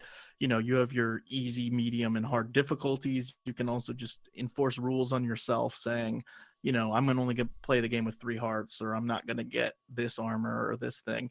You were There's actually a you were whole actually variety. guided toward in your playthrough a few items that otherwise might have been difficult to find. Like some of that Yeah, added replayability absolutely. would have been hunting down things like the legendary sword Yep. or the Hades armor. I completely missed the Hades armor in my first playthrough because I didn't think to fly. I'm not going to say where it is. I didn't think to go where it was. I didn't find it. So there's a lot of items in that way that also would be hidden very well. I think this game does a really good job of damage scaling as well, and making it feel like you don't need to grind for things. So you start out the game and you'll see something in a shop and you'll say, I've only got 100 gold and I haven't been getting very big drops, but this item over here is 2,000. I'll never be able to afford it. But as you sort of progress naturally through the game, enemies are dropping more gold. Your equipment gets better, and so you can deal with those challenges better. I think this game does a really good job of not ever making you feel like you need to just sit somewhere and grind for money. Yeah, your grinding is like 5 minutes or so, which isn't really grinding. It's learning the combat and stuff. You're getting, 20 gold a drop for killing enemies. Sometimes it's 10, sometimes it's more. It's really easy to kill 200 enemies and just traveling, dying in a dungeon once and re-traveling through it. And that you can naturally say, okay, well now I can go buy that armor. Maybe it'll be easier. So I think I'd agree with you. There's not a lot of, okay, well now I have to grind in the desert for 25 minutes so that I can buy this sword, and that is really good. There's a few parts that I would say are particularly challenging. I would say that the underground sort of wears you Yep. down right before you get to Daimo Temple, and I think that that is probably a huge sticking point for a lot of people playing casually. I think that working your way through the final castle, the castle in the sky, if you don't go in there with a bunch of potions, the level's just far too long to really be able to take all at once unless you're incredibly talented. So, Or you've gotten gear that because like I got the Hades armor or whatever, and I was taking so much less damage than I right. ever had before. So the challenge of beating this game, say like in a Tina speedrun where you're not getting certain items, like the last third of the game is definitely a real challenge, which is cool. There's also stuff that's just not obvious to find, and can take you some exploration and stuff. Like I know, I guess spoilers, there's a section where you have to climb up a wall with a mouse to kind of jump down to a door to find. I knew that was from Tina, but I think that could take a lot of people some time to figure out where to go. There's several points in the run where you're trying to find something, but where is it? And so I think that adds to the difficulty for sure. But yeah, so I mean, I would say I guess any last comments on any of those categories before our final comments? Yeah, the only thing that I want to mention is my favorite thing about this game is when you play as Hawkman in the retro version, he doesn't walk with his legs, he hops with them. Like, both legs come up at the same time. He hops a lot like a bird I might didn't hop. notice this. Someone was talking about this in chat, and I didn't and know what they were saying. and that's my favorite thing about the remake, is that the remake faithfully sort of redid that animation, so he's actually hopping around on both legs, and it's pretty much the cutest thing in the game. What? I never noticed. I just want to point that out. It's the best part. I'm so mad. Yeah. And any last thoughts about the game, Sebastian? Like how you feel about the remake Oh well, as a fun experience? it was probably the best experience of my life so far. So I hope that That's great. people get to enjoy the game as much as I enjoyed developing it. Have Oh, you? that's great. Everyone who's listening needs to know. Have you beaten all the unknowns now? Oh, of course, Okay, good. of course, many times. I was really worried. Many I times. wanted to make sure. Yeah, my final comments. Oh, go ahead. No, I was gonna say I can do the Mouseman level with my eyes closed now. Oh wow! See, he's a Wow. speedrunner. He's ready to speedrun this. Yeah. You better watch out, Tina. You He's don't know coming for this, you. but the speedrun community is very keen on blindfolded speedruns. So if you can beat it with your Oh eyes closed, you should. no. Okay, I lied. I can't. The only thing I can do eyes closed is the Captain Dragon, Okay. which That's is so good. pretty easy. But that's it. Now, if you can beat this and Wonder Boy 2 using one controller with the same inputs or something, then we got you in GDQ. Just like Yeah. the super punch out guy. Yeah, I would say I really love this experience. It was a lot of fun. This is a game that I actually didn't really think I would enjoy as much as I did. Like, it's just not completely my style of game. And I've watched a lot of it, so I figured I've already seen everything. I might not really enjoy it that much. Like, I've watched Tina probably play it 30-40 hours, but I had such a fun time. It's really just a cool experience. The combat is fun. It's so fun to look at and listen to. Like, the music and the graphics are just so great, and the gameplay, like I said, it took me a little bit to adjust to the controls, but once I did, I was having a real good time. I like games that challenge me, and the underground and the Daimo. Why do I keep forgetting Daimo. this? You've said it, Daimo. I think Like it's section Dinio. Dinio. Oh, I've been pronouncing it wrong all along. Well, anyways, the ninja area. I'll call it the ninja area because I'm 4 years old. Those two sections were really challenging, and I like sections with challenging combat and stuff. I had to use lots of potions. Still, having watched it a lot, I had to buy a bunch of upgraded gear. So it's definitely a good challenge, which I think is kind of tough to find with a QT game like this sometimes. Like, Like it wasn't a Kirby game, it was definitely hard. And I think this is one of those indie titles you got to get for your Switch. I don't see why you don't. So $20 on the eShop. I mean, come on, you got to do it. You got to do Definitely. it. So, Or if you want it for the low booklet. If you want it for the low price of $3, you can enter our giveaway for it. So yeah, absolutely. So this is a definite strong recommend from the Frame Savers. You did an awesome job on it, Sebastian. So I appreciate the work. I think it's really cool. I'd love to see more of these style of remakes from old retro games, both famous and unfamous. Like your next project, Sebastian, is to get us a modern Shatterhand. That's your next. I want a Shatterhand remake. I want to be able to switch back and forth between old and new Shatterhand. That would be so cool. But that's the real challenge, though. To get this quality of remake, you really need people who it's a project of passion for them. It can't just be a team put together to, sell more copies. No one's putting 5 years into Shatterhand because they're trying to get rich. Yeah. I mean, so like it really shines through that you and the whole of your team love this game. Like that's the starting point of it. I mean, I think for any creative project, whether it be, this podcast or making stuff, like being passionate about it is going to shine through. Like we're not doing this podcast because it's making us tons of money or getting us fame and fortune. Like we love speedrunning, so we do it. And that kind of passion shines through for this game. You can tell a lot of care. That's the same reason why I joined the team, and I think the same reason why Romain, Michael, and everybody worked on it. Yeah. It shines through. It shines through that you guys love the original and you wanted to make something cool and special, and you did. So and we were hoping that the new generation would get to appreciate an old gem. Definitely. Absolutely. All right. So we're gonna go ahead and listen to some more of that awesome music, and then Chad's gonna tell us a bit about this speedrun that has a lot of really cool stuff to it.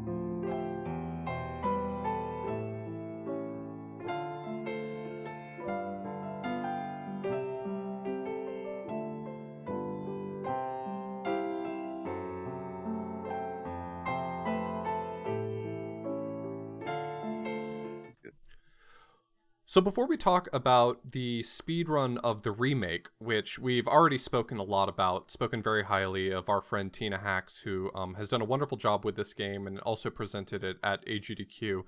Before we talk about that, it actually benefits us more to talk a little bit about the original first. So for the original, before we talk about the categories and the times, we're flipping this a little bit backwards, and it'll make sense why.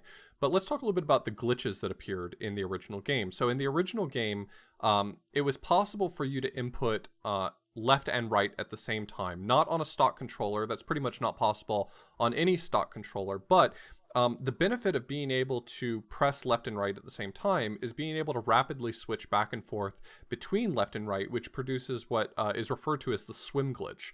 So an interesting sort of side effect of swimming in this game, every time Piranha Man changes directions that he's facing while he's in water, he actually gains a tiny bit of height. I don't know whether or not it's necessarily a side effect of the physics engine or sort of you could blame it on the animation or something like that, but he actually gains a very small amount of height every time he changes the direction he's facing. And so, for instance, if you're playing this on emulator, so you have an emulator that allows you to put in left and right at the same time, or you have a special controller that permits it, or you're just fast enough to be able to alternate left and right that quickly, you can actually rapidly change direction to fly through the air. So you start out in water, and as you hit left and right rapidly back and forth, you gain a little bit of height, and actually you can continue that outside of water. And so you end up flying through the air as you're doing it.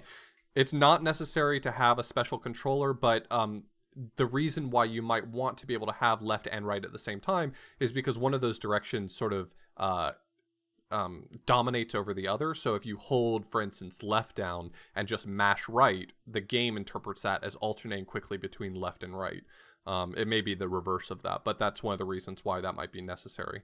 Yeah, and so what you do in the speedrun too, I don't know if this is true in the original version, but I did pull this off on the new version, the Switch version, is that when you basically have to jump in the water and then get the animation. You can, even though the water's really shallow, you can get Piranha Man into the swimming animation, and that's what you have to do to then get there. So like you can't just naturally be in the water there. That this is the point. You'll get to that, I'm sure. But in the speedrun, you're in these shallow lava pits that you have to get specific armor in order to not take damage from. So you're not actually swimming in them. You can just walk standing through them. So you kind of have to manipulate it to get into that swimming animation as well. One interesting thing for this glitch is that, you know, when we remembered it and how it had an impact on speedrunning, at first I wanted to remove it. That's when Omar said, no, no, no, we should just leave it, because now like people will be happy that they have discovered it. Yeah, that's in awesome. This remake, like it was, it's actually harder to perform that trick because of the change from 30 hertz to 60. Yeah, Right. absolutely. Also, it's useless or not interesting to do that glitch for speed running in the original at that particular location. But we can talk about that a bit later. Yeah. So the other sort of glitchy thing, and we actually talked about this already, is the Tasmanian sword. So it was originally most likely intended Real quick, to be... I do want to say thank you for leaving that in. It's really cool when developers leave in speedrun tech. So thank you very much for that. Yeah, we're always eternally grateful when people don't fix those things. And now that we're in the era of a game releasing and then developers still being able to release patches after the fact, it's really not uncommon. You might be surprised to know how actually common it is for speedrunners to base a speedrun around a specific trick that as soon as the developers find out about it, they actually just remove it from the game. So yeah, for Odyssey, I think people had to like somehow get a switch that didn't connect to the internet, so it wouldn't update because there were a bunch of 1.0 tricks or something. It can become really difficult nowadays with the way that the internet is tied into our systems to keep some of these things. So yeah. So the other thing here is the Tasmanian sword. So we talked about being probably a debug feature. It's always hard to talk about developer intent, but we can maybe infer that it was a debug tool. And since it requires a second controller, but you can use it to change forms outside of the altar rooms. And in addition, as Sebastien mentioned, you can actually use it to change to forms you haven't discovered yet. So as soon as you found it, you instantly have access to every single form in the game, which can make a pretty big difference for that speed run. And so just talking about that speed run, the any percent category is not actually the fastest possible category. The any percent this is one of those games that has a little bit of a weird naming scheme. The any percent category doesn't permit the left-right inputs. So as is mentioned already, you can actually pull off the swim glitch on the Sega Master System in real time without having left-right inputs allowed, because of the fact that it's 30 FPS, so you can actually alternate fast enough left and right. But the any percent glitched category just allows you to have left and right simultaneous, which is typically banned in speedruns. That being said, I don't know whether or not the current any percent category actually makes use of that. I don't know the answer to that, but the speedrun is currently 29 minutes and 31 seconds by Berlin Dude. I actually made these notes a long time ago intending to do an episode of this game, and Berlin Dude took the world records in both categories since then, so I actually had to update these. Cool. This is a lot of fairly recent stuff. Berlin Dude actually got the world record in any percent for Wonder Boy 3, the original game, within the past 2 weeks of recording this episode. I think it was like 11 days ago as of recording the episode, so within the past month for anyone listening. And then there's also an all bosses category, since any percent would allow you to skip beating all the bosses to get all the forms. The all bosses category is effectively glitchless. You're not allowed to use simultaneous left-right inputs, which since they sort of remark on it being glitchless, they probably wouldn't allow the swim glitch in any form. And they also don't allow you to use the Tasmanian sword. So that's all bosses. Can you not use it at all, or can you only use it once you get all the forms, like you do in the Switch version? I think it's not allowed to use it at all to switch Oh, wow. characters, but you Okay. can still use it as a normal sword, I assume. But the all bosses is in 42 minutes and 5 seconds, also by Berlin Dude. So that's about a 12-minute, almost 13-minute difference between those two categories. And obviously the big part there is just the difference between having to play all of the bosses and not having to play all the bosses. One thing to point out before we move on from the Sega Master System version, I don't know how many of you owned a Sega Master System, but outside of the fact that the D-pad is not good, the start or select button is on the system itself, not on the controller. I know that's a big reason why Tina didn't want to run this version, because I'm assuming every time you go to the menu, do you have to hit the button on the system, Sebastian? Or Yeah, it's so right. terrible. Oh, it's so Yeah, that's frustrating. awful. I actually forgot about this, but Yeah. that's absolutely. Yeah, and so I mean, most people who run this on emulator or on like a Which I EverDrive have or some something. very strong feelings about that I will not mention, but I have some very strong feelings about You people already who mentioned play them. Sega Master System games on emulator and actually are able to map the select button to the controller. Yeah. I have some real big feelings when it comes to the that. runs of this game are emulation. Yeah, and you know, or you could use it, you know, you could do an EverDrive or use some sort of controller converter or something and probably do it. So playing this on original hardware is kind of a controversial issue that clearly has angered my co-host. But you So know, it's if you have the Mega EverDrive, the Genesis EverDrive, yeah. if you it has a button on it for hitting the select button, because it's not mapped to the controller, it's mapped to the cartridge itself. Wow. It actually has on it a button. Let me see, right on the top, Yeah. that is the select button. That's because there's no other way to do it. So that's kind of a interesting. I mean, we have not done a very good job of talking about non-Nintendo games in our career, and so we have not talked about much Sega Master System. But that is definitely an issue, where playing it on emulator has an advantage. It's the same thing that to a much lower extent for Link's Awakening. A big reason I didn't run it is because everybody runs it on. I mean, it started to change a bit, but a lot of people used to run it on keyboard because you have to hit start, select, L and R at the same time every single chest you open up, and it can be a big time loss anytime you mess that up. And I'm not good at it on a controller, and I wasn't willing to do keyboard around. I actually first encountered this problem with Psycho Fox, wanting to play Psycho Fox, and you have to hit the select button to transform into the different creatures, which you have to transform into the tiger to go fast. And I was very frustrated by the fact that you'd have to hit the button on the console. That is a new annoyance for me as a Nintendo fanboy. So yeah, we're purists here. We like hardware, even though we're playing on EverDrive. So let's move on to talk a little bit about the remake. So just like before, I'm going to sort of flip it on its head, and we're going to talk a little bit about the tricks in the game before we talk about the categories, so that the categories make a little more sense. So the first thing I wanted to mention, and this sort of goes back to Sebastian, is that a lot of the research that went into routing this game is actually based on the original tasks for Wonder Boy 3 for the Sega Master System. And the reason for that is because the tasks of the Sega Master System version of Wonder Boy 3 use this really intricate RNG manipulation to control Charmstone drops. And the reason why the tasks did that is because as soon as you reach 99 Charmstones in the original game, instantly all of the hidden doors to the final boss unlock at that moment. You don't even have to play any of the rest of the game. You can just go directly to the final boss, and though you may be weak, you can only do like 1 point of damage per attack. You can get to the boss a lot more quickly than by otherwise playing the game. And so it uses this super intricate RNG manipulation in order to achieve that goal. And it's actually, I believe it was confirmed at one point or another, that's how I understand it, that the remake faithfully recreates the original RNG, the original random number generator.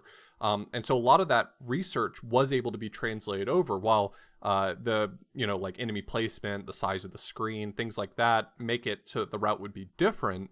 At least a lot of that research didn't have to be reproduced because I mean, just something as small as having the same random number generator in both games. That's like a pretty faithful level of recreation. Absolutely. That's really cool.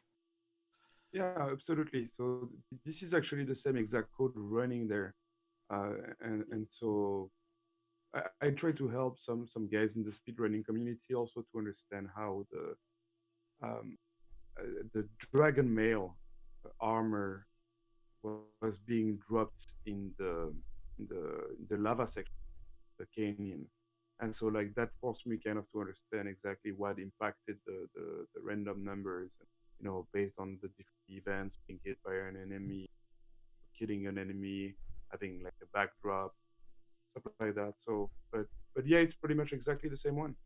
Which is amazing. I mean, it would be so easy to just drag and drop a stock random number generator. There's no reason for it to be a faithful recreation of the original, but just yet one more layer of, faithful reproduction from the original.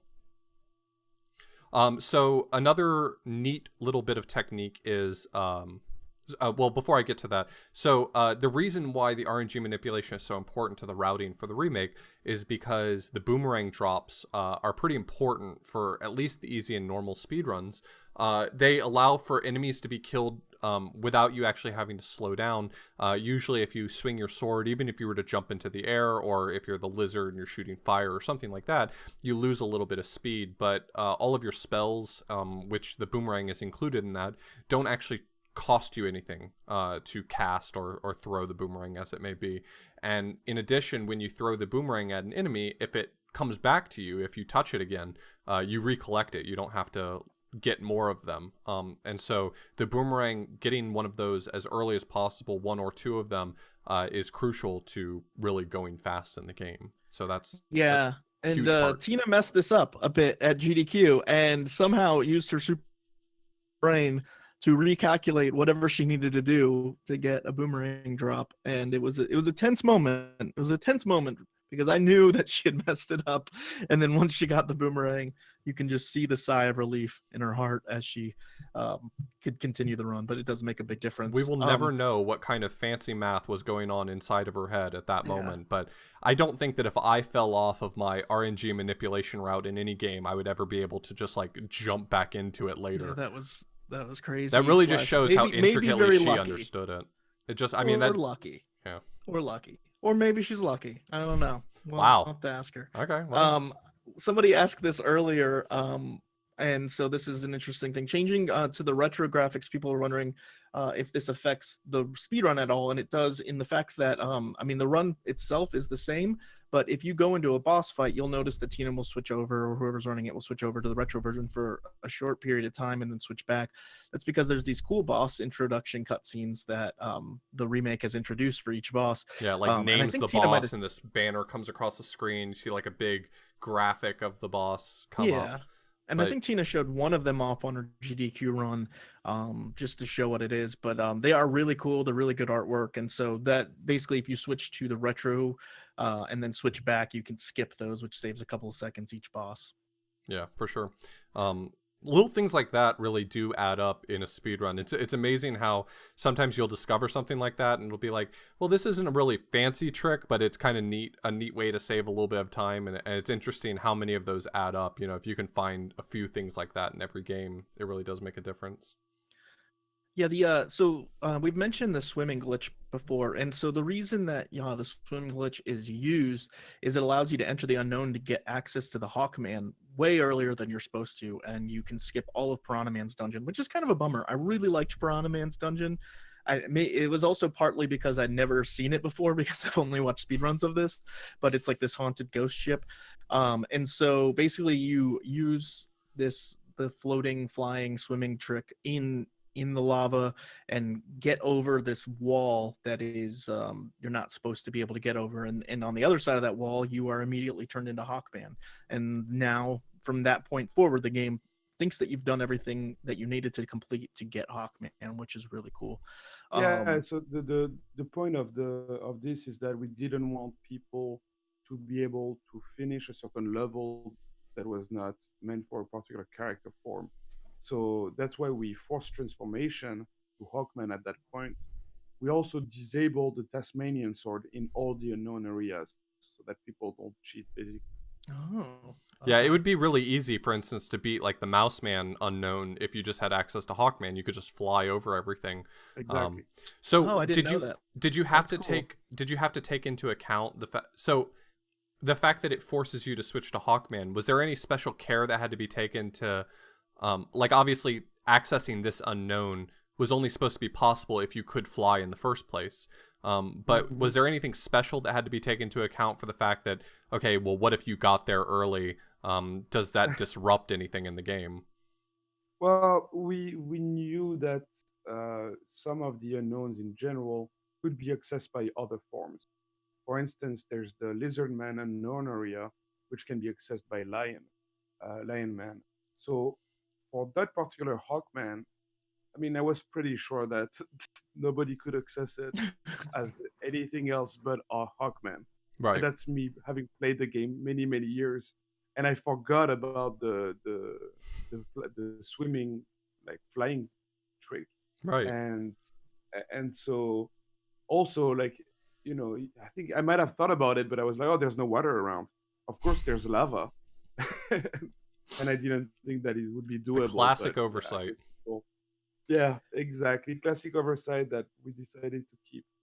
One thing that we did not point out, that does make I don't know. I'd have to let Tina say value of easier or harder, but that's different about doing this glitch in on the Switch version or on a modern version is that generally you have an analog stick and a D-pad on your controller, and so you can hold left with one of those and then mash right with the other, or vice versa. And so that does make it easier in a way than doing it on like a Genesis controller or something where you just have one D-pad. And so I was able to do it myself, not controlling it to get over the wall, but just I was able to do the floating and see kind of how it worked. Yeah, it's kind of So interesting that you have this. On the Sega Master System, you can't hit left and right at the same time, but because it's 30 FPS, it's a lot easier. But this one's 60 FPS, it should be harder, but you actually have two control sticks. You have the D-pad and the analog stick, so now you have sort of an easier way to do it. So sure. it's And Tina interesting that says that both she of them can are do the challenging in the glitch. same way. Yeah, she says she can do the glitch with the Genesis controller for the Sega Master System, but can't do it on the D-pad on the Switch. So it's having the additional analog controller that makes it possible to do this with it being 60 FPS. Basically, I don't think it would be possible to mash in that way on a normal D-pad. And obviously, on 60 comparing FPS. to sort of the categories from Wonder Boy 3, there's really no issue with thinking about the Tasmanian sword as being a glitch or not developer intended, because obviously the changes to them, and obviously, as confirmed by the developers, none of that is a glitch now. It's all intended behavior. So that's completely legal within all of the speedruns. Yeah, so the any percent category, any percent easy is by far the most optimized. Saving quit, so save and quit resets the state of the RNG. So save and quit is used for RNG manipulation. So it can be approached per segment rather than as a full game, which is kind of Yeah, that's really interesting. nice that you sort Video of don't have to reset. keep track of all the RNG manipulation the whole time. You sort of Sure. just So like, get up to the point that you care about it, and then you can forget about it until you save and quit the next time. or if you messed it up in a section, then it's not going to affect the next section once you Right, save and quit. right. So that's good. And it starts with the manipulation through the desert section to force a boomerang jump. So Tina, there's a big breakthrough I remember when she was able to route the RNG manipulation to be able to get that, which is pretty cool. Yeah, so once you get the Thunder Ring, you can use the flying glitch to become bird early by entering that unknown. That's really the big mechanic for any percent that makes this run a lot faster. You complete the underground as the mouse, then Daimyo as Piranha Man, and that would be a pretty hard part of the run since you're intended to have Lion Man at that point, which in addition to just having that wider sweep of his sword that allows you to hit more things, in addition, something that we didn't really talk about a whole lot is that the swords and armor and shields and all of that equipment actually have different stats depending on who's wearing it. Some equipment's better for one character and not as good for another. But Lion Man is just far and above stronger than anyone else, irrespective of what equipment he's holding. And so that makes a huge difference in the run typically. But since you're playing any percent, you kind of don't have access to that. So you end up doing Daimyo as Piranha Man. So that's a pretty challenging part. Casual playthrough, if you have the Mirasamu blade, Murasame blade, you have just a ton of power as the Lion Man. So doing the underground as the mouse alone is impressive enough, and then doing uh, Daimyo Castle as Piranha. It's a very impressive part of the run that you can tell it's hard watching it as a speed run, but until you've actually played it, you don't realize how impressive that is. You had a Especially real only big having one. You had a really big benefit having watched Tina play this game because I remember having a lot of trouble beating the samurai dragon at the end of Daimyo Palace. His patterns are very frustrating to deal with, and I basically had to go in there with like 3 potions just to survive it. But I think watching Tina, knowing Yeah, how I to died push, to him once, and then it kind of clicked in my mind what Tina had been doing. So I think it yeah, was half and half. learning how to If- push him around to interrupt his attack cycles, where's the safe places to stand. I think you gain a lot of that from watching, but that is a particularly challenging boss, and the reason why I say that is because the speedrun further nerfs you by forcing you to play as Piranha Man at that point. You don't have, or you're not playing as Lion Man at that fight. Yeah. So that's great. that's already an incredibly challenging boss that you're only making more difficult now.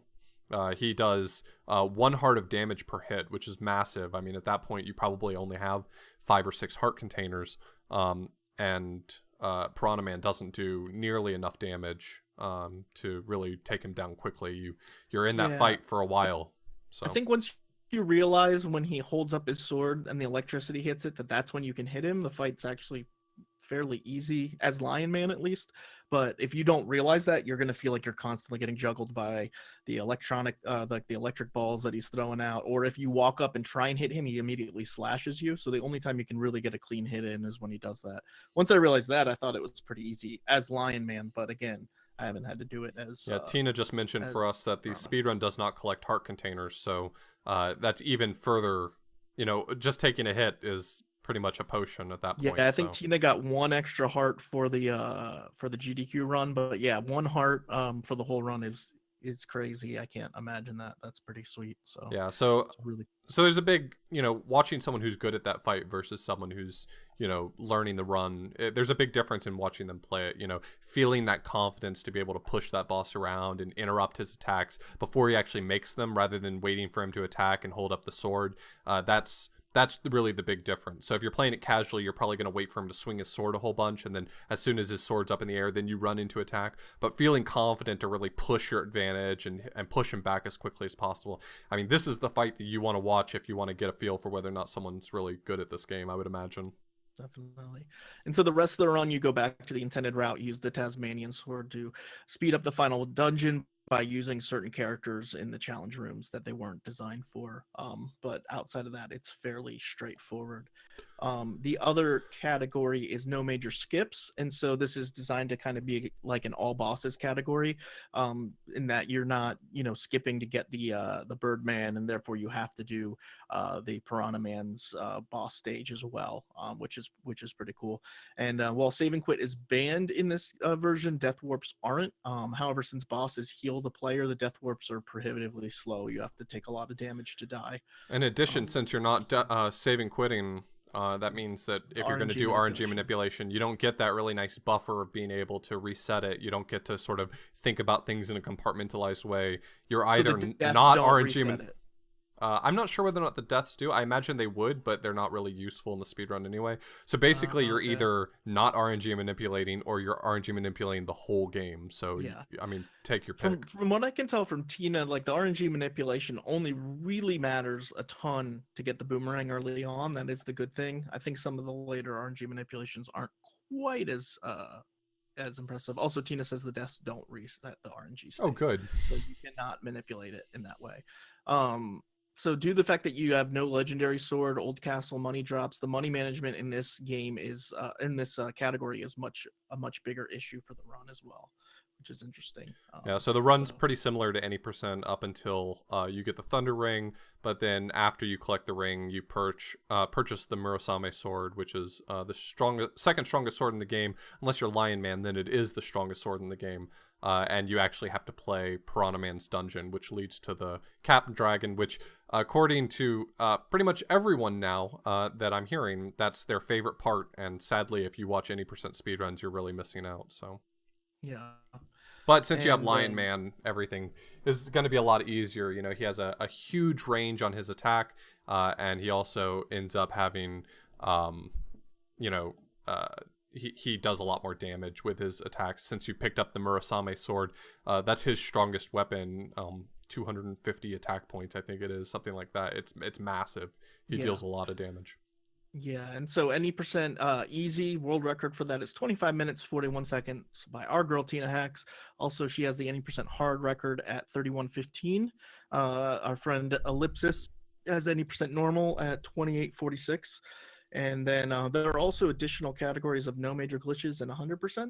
Yeah, so the 100% would be getting all the charm stones, I believe, which it would be necessary in order to get the Gallic sword. I think you have to get all the items though as well, don't you? Have to buy all the different items. Yeah, but if you want to get all the items, that means you have to get the Gallic sword, which means you need all the charm stones. Yeah. That's a lot more content. I think Tina's world record for 100% on easy is just under an hour.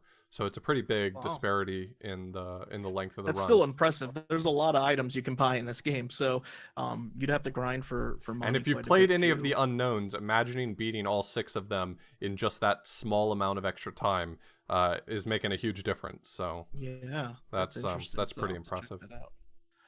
And what about no major glitches? That's no major skips. It's the same thing. Okay. It's the category that doesn't allow you to get Birdman early for the most part. And it also disallows save and quit. So those are the big differences between any percent and no major skips: is no Birdman early, or Hawkman early, sorry, and no save and quit. Do you have who has the world records for those by any chance? Just curious. For no major skips, I think she has. I think she has all the no major skips world records, if I'm not mistaken. 100%, I think, also might be Tina. I just didn't list all the times. That's fair. And I mean, it's a cool speedrun to watch. I think it's a lot of fun. I think there's more going on than you might realize watching it. So I think after listening to this podcast, you might even more appreciate our girl Tina Hacks than you normally do, which is hard to do because we all appreciate her a lot. So any last thoughts on the speedrun? No, it's one of those games that I wanted to learn initially. There's no love lost for the game. I'm still an ardent fan of this game, but I think ultimately trying to play it quickly and having to deal with the slippery controls, it ended up dissuading me from doing so. So I think what I'm saying ultimately is, if this game sort of interests you to learn because it has a lot of depth to it, definitely make sure you try to push through that phase where there's an obvious frustration dealing with the physics engine, because from the sounds of it, it does get a lot better. So try to make it further than I did. Yeah. And we have confirmation that Tina Hacks does have all the world records except for the 90% normal. So we're going to go ahead and take a quick break, listen to some music, and then we're going to answer some of your live Q&A here on twitch.tv/theframesavers.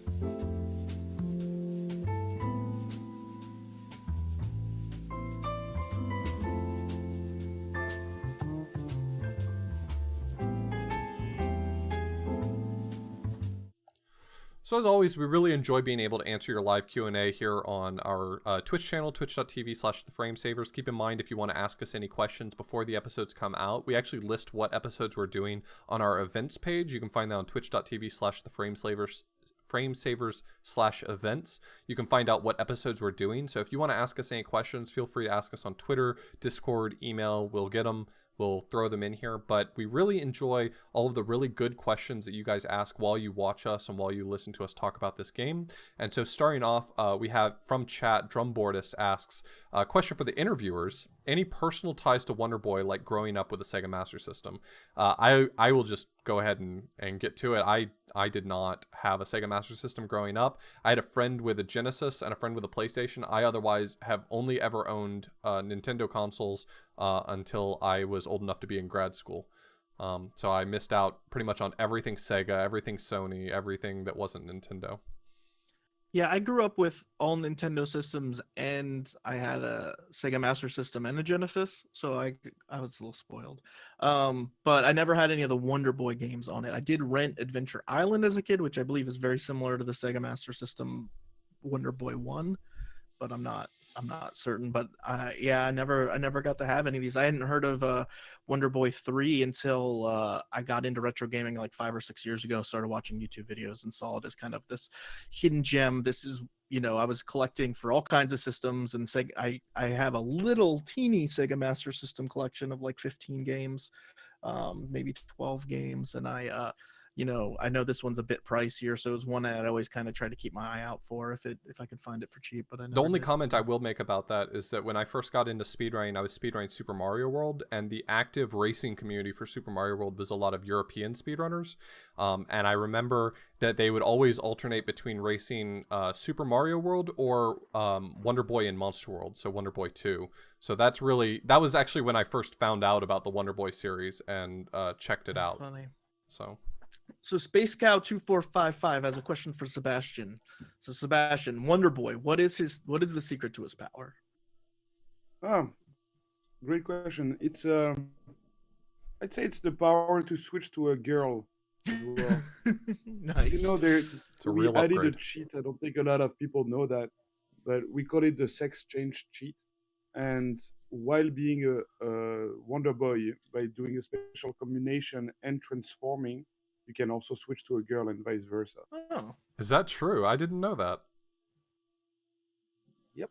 Oh, wow. Okay. So BD Weasel asked the question, in the inevitable Wonder Boy movie, who will play Wonder Boy? I wonder is there a quintessential French actor or otherwise European actor who you think would make a really good Wonder Boy if they ever made a Wonder Boy movie? That's a very tough question. We get I have an those on this answer. podcast. Hey, well, Arnold Schwarzenegger, he's European. I think that would work. Yeah, he's Austrian. I He was counts. gonna say, I'm basing this off of Adventure Island's character, which I don't know how similar they are, and like, are the sprites the same for Wonder Boy and Adventure Island for Wonder Boy 1? I don't think the pretty sprites are different. the same. Yeah. Okay, I don't know. I was gonna say Bob Hoskins because he did a great job as Mario. He's a bit tubby, and he looks kind of like I would imagine the Adventure Island guy to look like. But I haven't played Wonder Boy. So That's I don't really know. tough. It would have to be I someone played as who's Wonder Girl too, so I really don't young. even know what the Wonder Boy sprite looks like in this game, really. not nearly as cute. Yeah. So now I'm trying to think of who would make a good Wonder Girl. I don't even have an answer for that one. That's a tough one. I want to circle back to that one. BD Weasel Okay. also asked the question, if you could play through the entire game as any of the animal characters, which animal would you choose? I feel like it's cheating to pick Hawkman just because he can fly everywhere, which would make it, in a lot of ways, a lot easier, but maybe not always. I think Piranha Man is probably the one who would get the least love. So I want to pick Piranha Man, like Piranha solely for the reason of probably getting the least love. I'm just gonna say Lion Man because he's the most. I mean, it'd make the game a lot easier, I guess. I guess if I want to make it more challenging, you'd pick the mouse guy. Yeah, that's what I would pick. God, Okay. he's the cutest of all. He is the cutest character for sure. So 88 says, this is not really a question, but I wanted to say thank you to Sebastian for the A+ commentary during the AGDQ run and helping give such exposure to the minds of recreating the game. It was very entertaining and informative. Oh, really appreciate it. That's I a never run know that if what I say is, like people enjoy it or not. I have no idea, but clearly that's. I was really happy to be part of that run, and that Tina invited me on the couch for sure. Yeah, As a follow-up to go the ahead. Games Done Quick has occasionally had developer commentary, and it's always really fascinating to watch developers, whether they're seeing it for the first time or maybe we're already aware of it, watching them respond to the way speedruns really sort of dissect the game. But that's really one of the runs that, to heap my own praise on top of 88's praise, that's really one of the runs that I pointed a lot of people to, because I think that there's a lot of great qualities that can be brought to commentary from developers, just getting that insight into what makes the game tick. I think that's really fascinating to fans of speedrunning, because our whole hobby is built around understanding how games tick. Absolutely. 88 has a follow-up question. He wants to know how it felt to be part of the world record routing, and also if you're allowed to give any small hints as to what your next project is. For that first question, I think for me, what was crazy about it was, the whole speedrunning community. I didn't really know anything about it prior to working on this, and everybody enjoys watching a video of like, oh well, Super Mario Brothers won in 10 minutes, but I didn't realize, that there was an entire community dedicated to doing this, and I think that's, me being part of this, and working with some of these guys. I think that was pretty freaking awesome. That's for sure.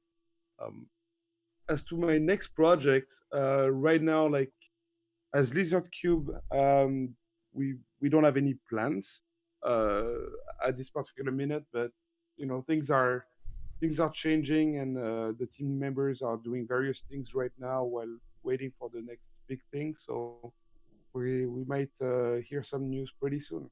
Awesome. Awesome.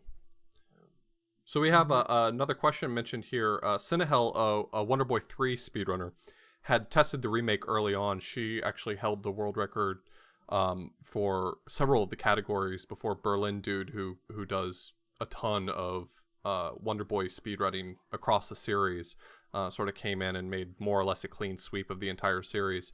But she was involved with testing pretty early on. What led you and your team to reach out to the speedrunning community for early testing? Yeah, so that was actually Omar's doing. So I mean, he was also in the game industry before, so I mean, it's kind of logical that speedrunners would be the people to know how to exploit bugs in games, right? Right. And so that's why it was kind of logical for us to reach out. And she was extremely helpful. Like, send some videos of stuff that I would not believe.